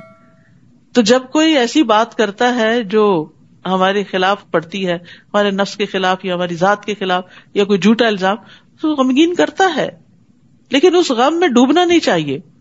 فرمایا تو در حقیقت وہ آپ کو نہیں جھٹلاتے، لیکن یہ ظالم تو اللہ کی آیات کا انکار کرتے ہیں. یعنی جب آپ دین پر نہیں تھے تو یہ آپ کے بڑے دوست بنتے تھے، جب آپ دین کی طرف آئے تو آپ پر ان کو اعتراض ہو گیا. تو اصل اعتراض آپ پر نہیں ہے، آپ کی آئیڈیالوجی پر ہے، اس چیز پر ہے جو آپ نے اختیار کی، اور وہ آپ نے اپنی مرضی سے اختیار نہیں کی، وہ تو دراصل اللہ کی طرف سے آئی ہے. تو ایسے لوگ دراصل اللہ کی باتوں کا انکار اور اس کا مذاق اڑاتے ہیں. اور البتہ تحقیق آپ سے پہلے بھی کئی رسول جھٹلائے گئے. اب آپ کو تسلی دی جا رہی ہے کہ آپ سے پہلے بھی یہ سب ہوتا رہا, تو انہوں نے اس پر صبر کیا جو وہ جھٹلائے گئے. تو ہمیں بھی کیا کرنا چاہیے؟ صبر. اور ستائے گئے یہاں تک کہ ان کے پاس ہماری مدد آ گئی. امتحان ہوتا ہے نا, پھر مدد بھی آتی ہے. اور اللہ کے کلمات کو کوئی بدلنے والا نہیں. اور یقیناً آپ کے پاس رسولوں کی کچھ خبریں آ چکی ہیں. یاد رکھیے, افضل ایمان صبر کرنا اور نرمی کرنا ہے. پیچھے بھی بتا چکی ہوں, دہراتی اس لیے ہوں تاکہ یہ عادت کا حصہ بن جائے. افضل ایمان صبر کرنا اور نرمی کرنا ہے. رسول اللہ صلی اللہ علیہ وسلم نے فرمایا, مدد صبر کے ساتھ ہے. اللہ کی مدد آتی ہے لیکن صبر کرنے والوں کے لیے. ان اللہ مع الصابرین. اور کشادگی تنگی کے ساتھ ہے. جہاں حالات تنگ ہوتے ہیں وہاں کوئی اور جہتیں بھی کھل جاتی ہیں. اور بے شک ہر مشکل کے ساتھ ایک آسانی ہے, اور بے شک اسی مشکل کے ساتھ ایک اور آسانی ہے. تو جہاں مشکل آئے وہاں آسانیاں بھی تلاش کریں. اور اگر ان کا اعراض کرنا آپ پر بہت بھاری ہے, یعنی ان کی بے رخی, بات نہ سننا, توجہ نہ کرنا آپ کے دل پہ بہت گراں گزرتا ہے کہ یہ ایسا کیوں کرتے ہیں, تو اگر آپ میں ہمت ہے کہ زمین میں ایک سرنگ تلاش کر سکیں یا آسمان میں ایک سیڑھی لگا سکیں, پھر ان کے پاس کوئی نشانی لے آئیں تو ایسا کر دیکھیں. اور اگر اللہ چاہتا تو ان سب کو ہدایت پر جمع کر دیتا. بس آپ ہرگز ان لوگوں میں سے نہ ہو جو نادان ہیں, یعنی ان کے مطالبات پہ مت جائیں اور ان کی باتیں مت مانیں. انما یستجیب الذین یسمعون والموتى یبعثهم اللہ ثم الیہ یرجعون. بات تو وہی لوگ مانتے ہیں جو دل کے کانوں سے سنے. رہے مردے تو اللہ انہیں قیامت کے دن زندہ کرے گا, پھر وہ اسی کے حضور واپس لائے جائیں گے. یعنی مردے نہیں سنتے, سنتے ہیں زندہ لوگ ہی. مراد اس سے کیا ہے کہ مومن نصیحت کو قبول کرتا ہے جس کے دل ایمان سے جگمگاتا ہے, روشن ہے, زندہ ہے. جس کا دل مر چکا ہو, جس کے دل پہ مہر لگ چکی ہو, وہ نصیحت قبول نہیں کرتا. وَقَالُوا لَوْلَا نُزِّلَ عَلَيْهِ آيَةٌ مِّن رَبِّهِ. اور وہ کہتے ہیں کہ ہم پر ہمارے رب کی طرف سے کوئی معجزہ کیوں نہیں اتارا گیا. آپ انہیں کہیے معجزہ اتارنے پر تو اللہ ہی قادر ہے, لیکن بات یہ ہے کہ ان میں سے اکثر نادان ہیں. زمین میں جتنے بھی چلنے والے جانور ہیں اور جتنے بھی اپنے بازو سے اڑنے والے پرندے ہیں وہ سب تمہاری ہی طرح کے انواع ہیں. ہم نے ان کی بھی تقدیر لکھنے میں کوئی دقیقہ فروغ گزاشت نہیں کیا. پھر یہ سب اپنے رب کے حضور اکٹھے کیے جائیں گے. اور جن لوگوں نے ہماری آیتوں کو جھٹلایا وہ بہرے اور گنگے ہیں جو اندھیروں میں ہیں, کہ حق کو دیکھ بھی نہیں سکتے. اللہ جسے چاہے اسے گمراہ کرتا ہے اور جس کے متعلق چاہتا ہے اسے راہ راست پر لگا دیتا ہے. آپ ان سے کہیے بھلا دیکھو تو اگر تمہیں اللہ کا عذاب آ جائے یا قیامت کی گھڑی آ پہنچے تو اس وقت تم اللہ کے سوا کسی دوسرے کو پکارو گے اگر تم سچے ہو؟ بلکہ اس وقت تم صرف اللہ ہی کو پکارو گے. پھر جس تکلیف کے لیے تم اسے پکارتے ہو اگر وہ چاہے تو اسے دور بھی کر دیتا ہے. اس وقت تو جنہیں تم شریک بناتے ہو انہیں بھول جاتے ہو. آپ سے پہلے ہم بہت سی قوموں کی طرف رسول بھیج چکے ہیں, پھر جب لوگوں نے نافرمانی کی تو ہم نے انہیں سختی اور تکلیف میں مبتلا کر دیا تاکہ وہ عاجزی سے دعا کریں. لعلہم یتضرعون. کچھ لوگ تکلیف آتی ہے تو اور اکڑ جاتے ہیں, اللہ سے ناراضگی دکھاتے ہیں, جھکتے نہیں, دعا نہیں کرتے. اور کچھ لوگ تضرع کرتے ہیں. تو یہاں تضرع نہ کرنے والوں کی مذمت کی گئی ہے کہ جب انہیں کوئی تکلیف پہنچتی ہے تو نہ دعا کرتے ہیں, نہ عاجزی کرتے ہیں, نہ توبہ کرتے ہیں. تو کیا کرنا چاہیے تکلیف کے موقع پر؟ اللہ کے آگے عاجزی, دعا, توبہ. پھر دوبارہ یہ بات آئی مشکلات کا حل کس میں ہے؟ توبہ اور استغفار میں.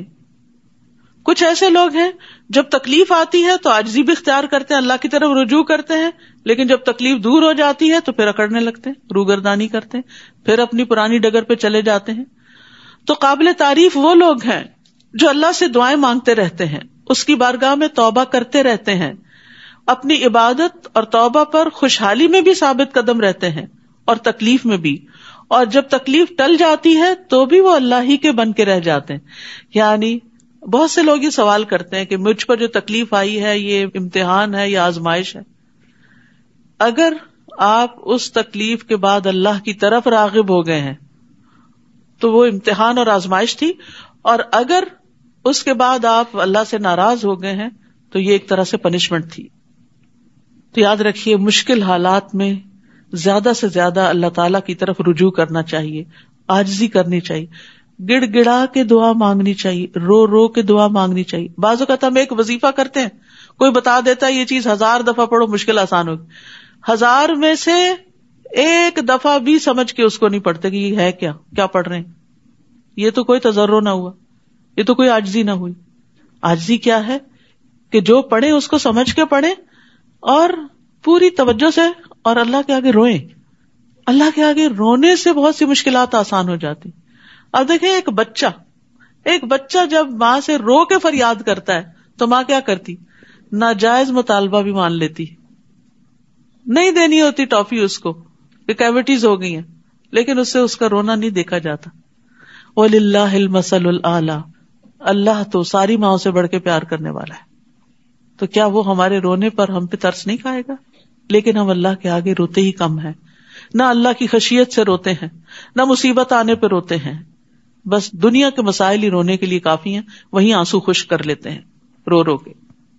اسی طرح اللہ سبحانہ تعالیٰ کو پکارتے وقت تضرع کے بارے میں قرآن مجید میں آتا ہے ادعوا ربکم تضرعا وخفیۃ انہ لا یحب المعتدین، اپنے رب کو گڑ گڑا کر اور خفیہ طور پر پکارو، بے شک وہ حد سے بڑھنے والوں سے محبت نہیں کرتا. پھر اللہ تعالیٰ اٹھے ہوئے ہاتھوں میں خیر ضرور ڈالتا ہے. رسول اللہ صلی اللہ علیہ وسلم نے فرمایا بے شک تمہارا رب تبارک و تعالیٰ بڑی حیا والا ہے، بڑے کرم والا ہے. اس کو اس بات سے شرم آتی ہے کہ اس کا کوئی بندہ اس کے آگے ہاتھ پھیلائے اور وہ ان کو خالی لوٹا دے، تو خوب اوپر اٹھا کر اللہ سے مانگا کرے کہ یا اللہ تو دے، تو مجھے خالی ہاتھ نہ لوٹا. اور جو بندہ اللہ سے دعا نہیں کرتا اللہ تعالیٰ اس سے ناراض ہو جاتا ہے. تو اس لیے تکلیف آنے پر پلٹ کے اس کی طرف لوٹ کے رو کے دعائیں کریں. پھر جب ان پر ہمارا عذاب آیا تو وہ کیوں نہ گڑ گڑائے، یعنی تکلیف میں عذاب میں گڑ گڑانا چاہیے، مگر ان کے دل تو اور سخت ہو گئے، اور جو کام وہ کر رہے تھے شیطان نے انہیں وہی کام خوبصورت بنا کر دکھا دیے، ان کی غلطیاں ان کو خوبصورت بنا دی. استغفر اللہ. یہی عذاب ہوتا ہے کہ انسان پہ مصیبت آئے اور انسان اکڑ جائے اور اپنی غلطی کو جسٹیفائی کرنے لگے، تو یہ عذاب کی پھر قسم ہوتی ہے. پھر جب انہوں نے وہ نصیحت بھلا دی جو انہیں کی گئی تھی تو ہم نے ان پر خوشحالی کے تمام دروازے کھول دیے. یہ بھی عذابی کی ایک قسم ہے کہ انسان گناہ کرے اور پھر دنیا فراخ ہوتی جائے، یہاں تک کہ جو کچھ ہم نے انہیں دیا تھا اس میں وہ مگن ہو گئے، تو ہم نے انہیں اچانک پکڑ لیا اور وہ ہر خیر سے مایوس ہو گئے. تو یاد رکھیے دنیا کا وسیع ہونا اور تنگ ہونا دونوں ہی آزمائش ہیں. حسن بصری کہتے ہیں اللہ جس پر دنیا کو وسیع کر دے اور اسے یہ سمجھ ہی نہ آئے کہ اللہ اس کے ساتھ چال چل رہا ہے تو اس کے پاس کوئی بصیرت نہیں، اور جس پر اللہ دنیا تنگ کر دے لیکن اسے سمجھ نہ آئے کہ اللہ اس کے لیے خیر کا ہی فیصلہ کر رہا ہے تو اس کے پاس بھی کوئی عقل نہیں. پھر انہوں نے یہی آیت پڑھی. تو یاد رکھیے خوشی ہو یا غمی اللہ کا قرب نہ چھوٹے، اللہ کے قریب ہی کرنے والی ہو. اللہ سے دوری کا باعث جو دنیا ہے وہ ہلاکت کا ذریعہ ہے، اور نافرمانیوں کے باوجود دنیا کا ملنا اللہ کی طرف سے بس مہلت ہے، یہ استدراج ہے. فَقُطِعَ دَابِرُ الْقَوْمِ الَّذِينَ ظَلَمُوا وَالْحَمْدُ لِلَّهِ رَبِّ الْعَالَمِينَ. اس طرح ان ظالموں کی جڑ کاٹ دی گئی اور ہر طرح کی تعریف تو اللہ رب العالمین کے لیے ہے. ظالم کی ہلاکت پر اللہ کی حمد. جی ہاں، کیونکہ ظالم کو جب اللہ پکڑ لیتا ہے تو اس میں لوگوں کی اصلاح کا بندوبست ہوتا ہے، لوگ عبرت پکڑتے ہیں، اور یہ عبرت بہت بڑی نعمت ہے اور نعمت کا شکر ادا کرنا واجب ہے. اس لیے ظالموں کے خاتمے پر الحمدللہ پڑھی گئی، کیونکہ گناہگار لوگ جو ہوتے ہیں، ظلم کرنے والے جو ہوتے ہیں، ان کے فساد سے ساری دنیا والے نجات پاتے ہیں. ایک جنازہ رسول اللہ صلی اللہ علیہ وسلم کے پاس سے گزرا تو آپ نے فرمایا مستریح و مستراح منہ. لوگوں نے سوال کیا یا رسول اللہ یہ کیا ہے؟ آپ نے فرمایا مستریح وہ بندہ ہے جو مومن ہے، دنیا کی مشقتوں اور مصیبتوں سے اللہ کی راحت میں آرام پانا چاہتا ہے تو موت اس کے لیے راحت کا باعث بن گئی ہے. اور مستراح منہ وہ بدکار بندہ ہے جس سے اللہ کے بندے اور شہر درخت چوپائے سب آرام پانا چاہتے ہیں کہ شکر ہے ختم ہوا، ہر کوئی چین میں آئے گا. اور ایسا ہوتا ہے نا، بعض لوگوں کی موت پہ زمین آسمان روتے ہیں کہ وہ خیر ہی خیر پھیلانے والا ہوتا ہے، اور بعض لوگوں کی موت پہ سب راحت پاتے، شکر ادا کرتے ہیں، اپنے بھی پرائے بھی، جہاں وہ رہتا ہے آس پاس کی چیزیں بھی، کیونکہ اس کے گناہوں سے ہر کوئی تنگ ہوتا ہے. اللہ تو سب کو ہدایت ہے. دیکھیے خاندانوں میں، گھروں میں کوئی نہ کوئی فرد ایسا ہوتا ہے جس کی وجہ سے سارا گھرانہ تنگ ہوتا ہے. وہ دعائیں بھی مانگتے ہیں، علاج بھی کرواتے ہیں، ہر طرح کی کوششیں کرتے ہیں، لیکن وہ سدھرنے کا نام نہیں لیتے. تو پھر بعض اوقات لوگ بد دعائیں بھی دینے لگتے کہ اللہ اٹھا لے اس کو، کیونکہ اس نے ہماری زندگی آرام کر دی. بعض لوگوں کے اندر اتنی بری عادتیں ہوتی کہ لوگوں کا جینا، سونا، کھانا، ساری ان کی زندگی تلپٹ کر کے رکھ دیتے ہیں اپنے گناہوں کی وجہ سے. بیماری الگ چیز ہے، لیکن گناہوں کی وجہ سے، اپنی زیادتی اور ظلم کی وجہ سے، اکڑ اور تکبر کی وجہ سے. تو ایسے لوگ جب دنیا سے جاتے ہیں تو ہر چیز شکر ادا کرتی. آپ ان سے پوچھئے بھلا دیکھو تو اگر اللہ تمہاری سماعت اور تمہاری آنکھیں سلب کر لے اور تمہارے دلوں پر مہر لگا دے تو اللہ کے سوا کوئی اور الہ ہے جو یہ چیزیں تمہیں واپس دلا دے؟ دیکھیے ہم کیسے بار بار اپنی آیات بیان کرتے ہیں، پھر بھی یہ لوگ منہ موڑ جاتے ہیں. آپ ان سے کہیے بھلا دیکھو تو اگر تم پر اللہ کا عذاب اچانک آ جائے یا علانیہ آ جائے تو کیا ظالموں کے سوا کوئی اور بھی ہلاک ہوگا؟ اور ہم جو رسول بھیجتے ہیں تو صرف اس لیے بھیجتے ہیں کہ لوگوں کو بشارت دیں اور ڈرائیں. تو جو کوئی ایمان لے آیا اور اس نے اپنی اصلاح کر لی تو ایسے لوگوں کو نہ کوئی خوف ہوگا نہ وہ غم زدہ ہوں گے. ایمان اور اصلاح، لا الہ الا اللہ کہنے کے بعد پھر اللہ کی اطاعت کے کام کرنا، اپنی بیڈ ہیبٹس کو چھوڑنا. اور جن لوگوں نے ہماری آیات کو جھٹلا دیا تو ان کی نافرمانیوں کی انہیں ضرور سزا مل کر رہے گی.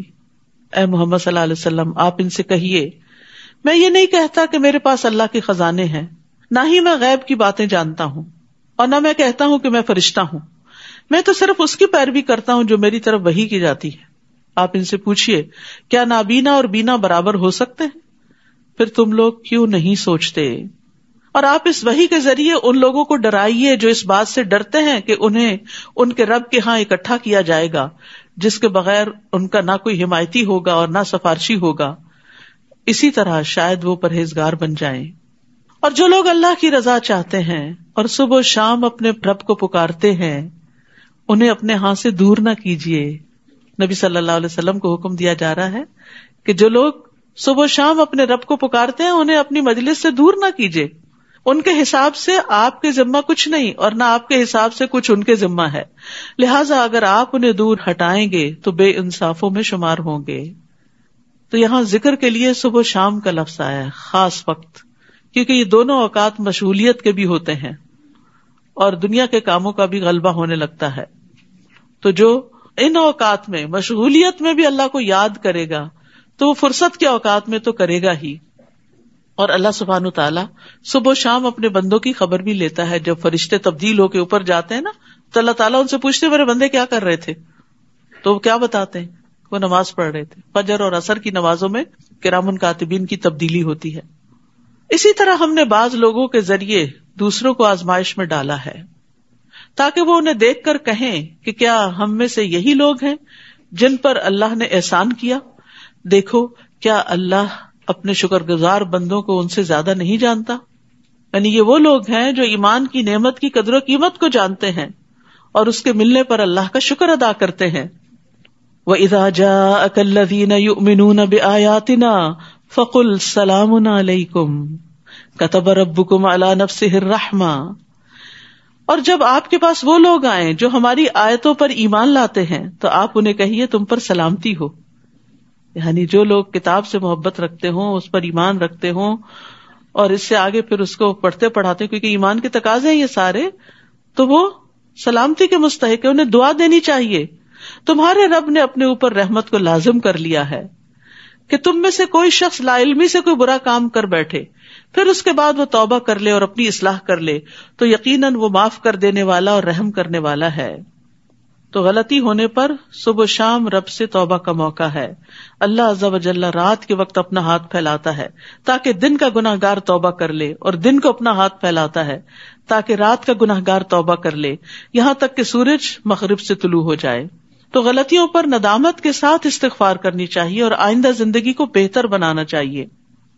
اور اسی طرح ہم اپنے احکام واضح طور پر بیان کرتے ہیں، اور اس لیے بھی کہ مجرموں کی راہ بالکل نمایاں ہو جائے. آپ ان سے کہیے کہ مجھے اس بات سے روک دیا گیا ہے کہ میں ان کی عبادت کروں جنہیں اللہ کے سوا تم پکارتے ہو. آپ ان سے کہیے کہ میں تمہاری خواہشات کی پیروی نہ کروں گا، اور اگر ایسا کروں تب تو میں بہک گیا اور ہدایت یافتہ لوگوں میں سے نہ رہا. آپ ان سے کہیے کہ میں اپنے رب کی طرف سے روشن دلیل یعنی قرآن پر قائم ہوں جسے تم نے جھٹلا دیا، اور جس چیز کی تم جلدی کر رہے ہو یعنی عذاب، وہ میرے پاس نہیں. حکم تو صرف اللہ ہی کا ہے، وہ حق ہی بیان کرتا ہے اور وہی بہترین فیصلہ کرنے والا ہے. اہل مکہ چونکہ بار بار دھمکی دیتے اور کہتے کہ لے آؤ عذاب، تو اس کے جواب میں یہ بات اتاری گئی. آپ ان سے کہیے جس چیز کی تم جلدی مچا رہے ہو یعنی عذاب کی، اگر وہ میرے اختیار میں ہوتی تو میرے اور تمہارے درمیان کب کا فیصلہ ہو چکا ہوتا. اور اللہ ظالموں کے متعلق خوب جانتا ہے کہ ان کے ساتھ کیا معاملہ کرنا چاہیے. وَعِندَهُ مَفَاتِحُ الْغَيْبِ لَا يَعْلَمُهَا إِلَّا هُوَ، اور غیب کی چابیاں تو اسی کے پاس ہیں، اس کے سوا کوئی بھی نہیں ان کو جانتا. تو اصل غیب صرف اللہ کو پتا ہے. بحر و بر میں جو کچھ ہے اسے وہ جانتا ہے. اور کہا جاتا ہے کہ سمندر کا جو بیڈ ہے نیچے تہ ہے، سائنٹسٹ کہتے ہیں اس کا صرف 1% جانا گیا ہے، 99% ہمارے علم میں نہیں. اور زمین کے اوپر بھی جو کچھ ہے اس کا بھی بڑا حصہ ابھی تک علم سے باہر ہے. وَلَا يُحِيطُونَ بِشَيْءٍ مِّنْ عِلْمِهِ إِلَّا بِمَا شَاءَ. تو یہ سارے خزانے اس کے ہیں، اس کو سب پتا ہے کون سی چیز کہاں کیا کر رہی ہے، دوسروں کو نہیں پتا. یہ اللہ کی قدرت کی دلیل ہے. اس لیے اوروں سے امپریس ہونے کی بجائے اللہ کے آگے جھکنا چاہیے. اور کوئی پتا تک نہیں گرتا جسے وہ نہ جانتا ہو، نہ ہی زمین کی تاریکیوں میں کوئی دانہ ہے جس سے وہ باخبر نہ ہو.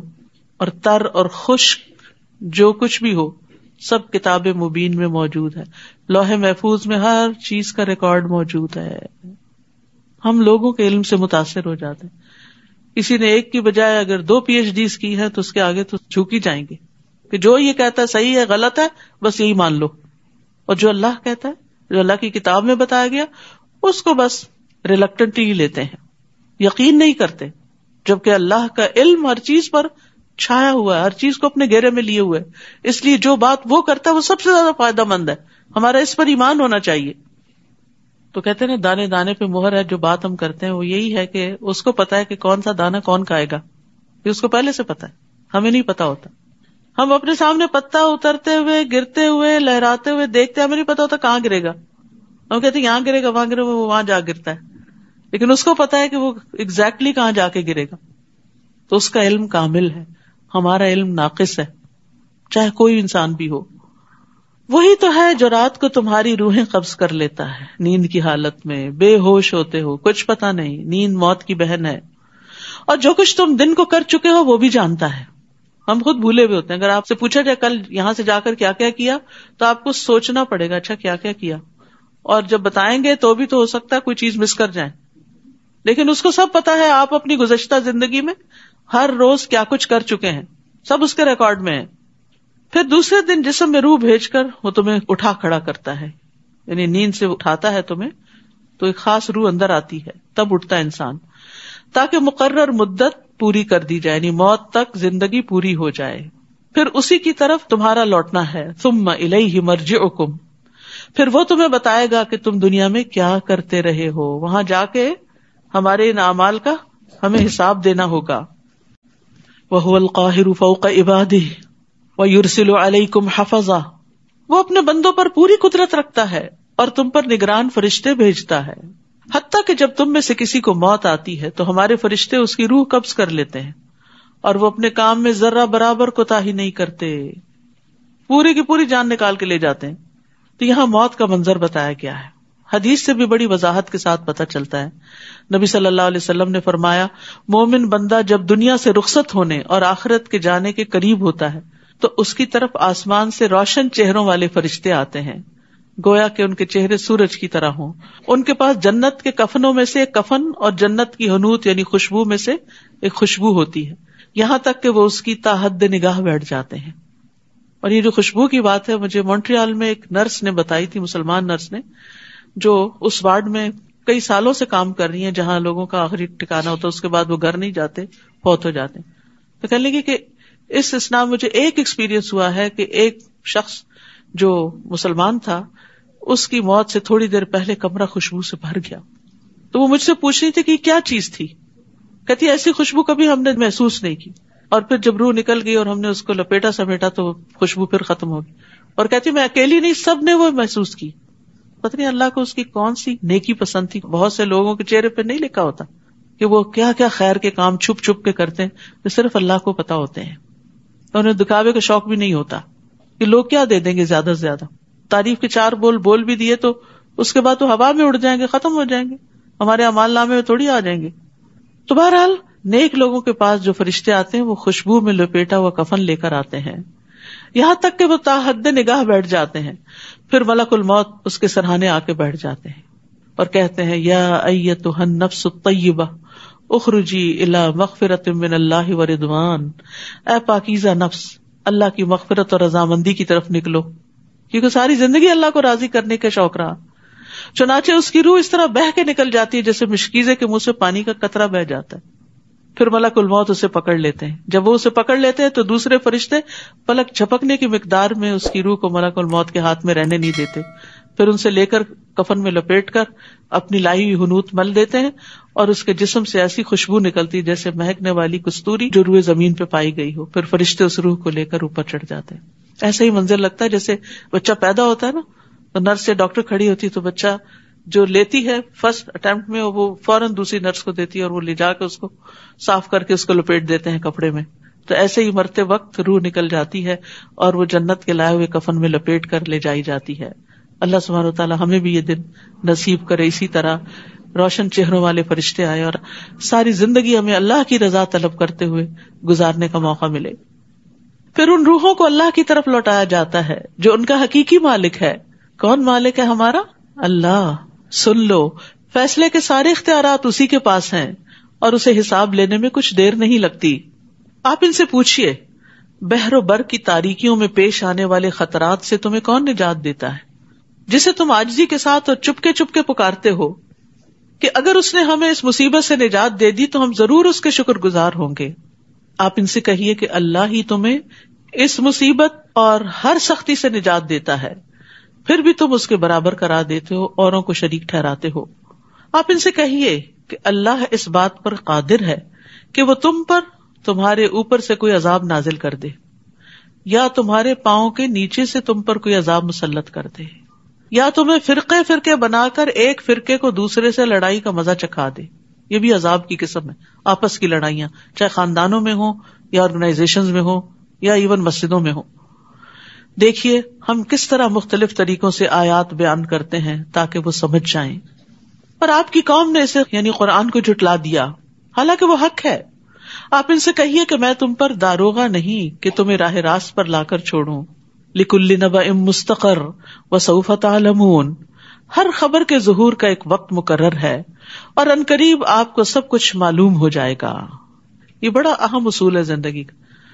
ہر چیز کا ایک وقت مقرر ہوتا ہے لیکن ہم جلدی چاہتے ہیں، یہ کام بس جلدی سے ہو جائے. انگزائٹی ہوتی بھی کسی بات کی، جلدی ہو جائے، یہ کیسے ہوگا، وہ کیسے ہوگا، یہ کب ہوگا، وہ کب ہوگا، اور اسی میں پریشان رہتے ہیں اور یہ بھول جاتے ہیں کہ ہر چیز کا اللہ نے ایک وقت مقرر کر رکھا. قد جعل اللہ لکل شیء قدرا. اور جب اس وقت پر وہ چیز ہوتی ہے تو آپ کہتے ہیں اچھا اس سے زیادہ مناسب وقت کوئی نہیں تھا. لیکن جب تک لا علم جاہل ہوتے ہیں اعتراض ہی کرتے رہتے ہیں کہ اللہ ایسا کیوں نہیں کر رہا، یہ دعا کیوں نہیں قبول ہو رہی اور وہ کیوں نہیں مسئلہ حل ہو رہا. اور جب آپ ان لوگوں کو دیکھیں جو ہماری آیات میں نکتہ چینیاں کرتے ہیں، وَإِذَا رَأَيْتَ الَّذِينَ يَخُوضُونَ فِي آيَاتِنَا فَأَعْرِضْ عَنْهُمْ. تو ان کے پاس بیٹھنے سے اعراض برتی ہے. ایسے لوگوں کی مجلس میں مت بیٹھیں جو قرآن پہ اعتراض کرتے ہیں اور قرآن پہ بحث کرتے ہیں، حتیٰ کہ وہ کسی دوسری بات میں لگ جائیں. اور اگر شیطان آپ کو بھلا دے تو یاد آنے کے بعد ظالم لوگوں کے ساتھ مت بیٹھیے. ایسے لوگ ظالم ہیں. تو اس میں بہت بڑا سبق دیا گیا ہمیں کہ اللہ کی آیات میں بحث کرنے والی مجلسوں سے اجتناب کرنا چاہیے، اس مجلس کو چھوڑ دینا چاہیے، خواہ کوئی مومن ہو یا کافر، کیونکہ اللہ کی کتاب بحث مباحثے کے لیے نہیں آئی، اعتراض کے لیے نہیں آئی. رسول اللہ صلی اللہ علیہ وسلم نے فرمایا جس نے علم اس لیے سیکھا کہ علماء کے سامنے فخر کرے اور بے وقوفوں سے بحثیں کرے اور لوگوں کو اپنی طرف مائل کرے، اللہ اسے دوزخ میں داخل کرے گا. یعنی جہاں علم سیکھنے کے بہت سے فضائل ہیں وہاں غلط مقاصد کے لیے علم سیکھنا عذاب کا باعث ہے. تو قرآن کے ساتھ جھگڑا نہیں کرنا چاہیے. نواس بن سمان سے روایت ہے کہ نبی صلی اللہ علیہ وسلم نے فرمایا قرآن کے ذریعے جھگڑا نہ کرو، یعنی بحث مباحثے میں قرآن کی آیتیں پڑھ پڑھ کے مت دلیلیں دو، اور نہ اللہ کی کتاب سے بعض کو بعض کے ذریعے جھٹلاؤ. اللہ کی قسم مومن قرآن کے ساتھ جھگڑا کرے گا تو مغلوب ہو جائے گا، فائدہ کچھ نہیں ہوگا، اور منافق قرآن کے ساتھ جھگڑا کرے گا تو غالب آ جائے گا. وَإِمَّا يُنْسِيَنَّكَ الشَّيْطَانُ فَلَا تَقْعُدْ بَعْدَ الذِّكْرَىٰ مَعَ الْقَوْمِ الظَّالِمِينَ.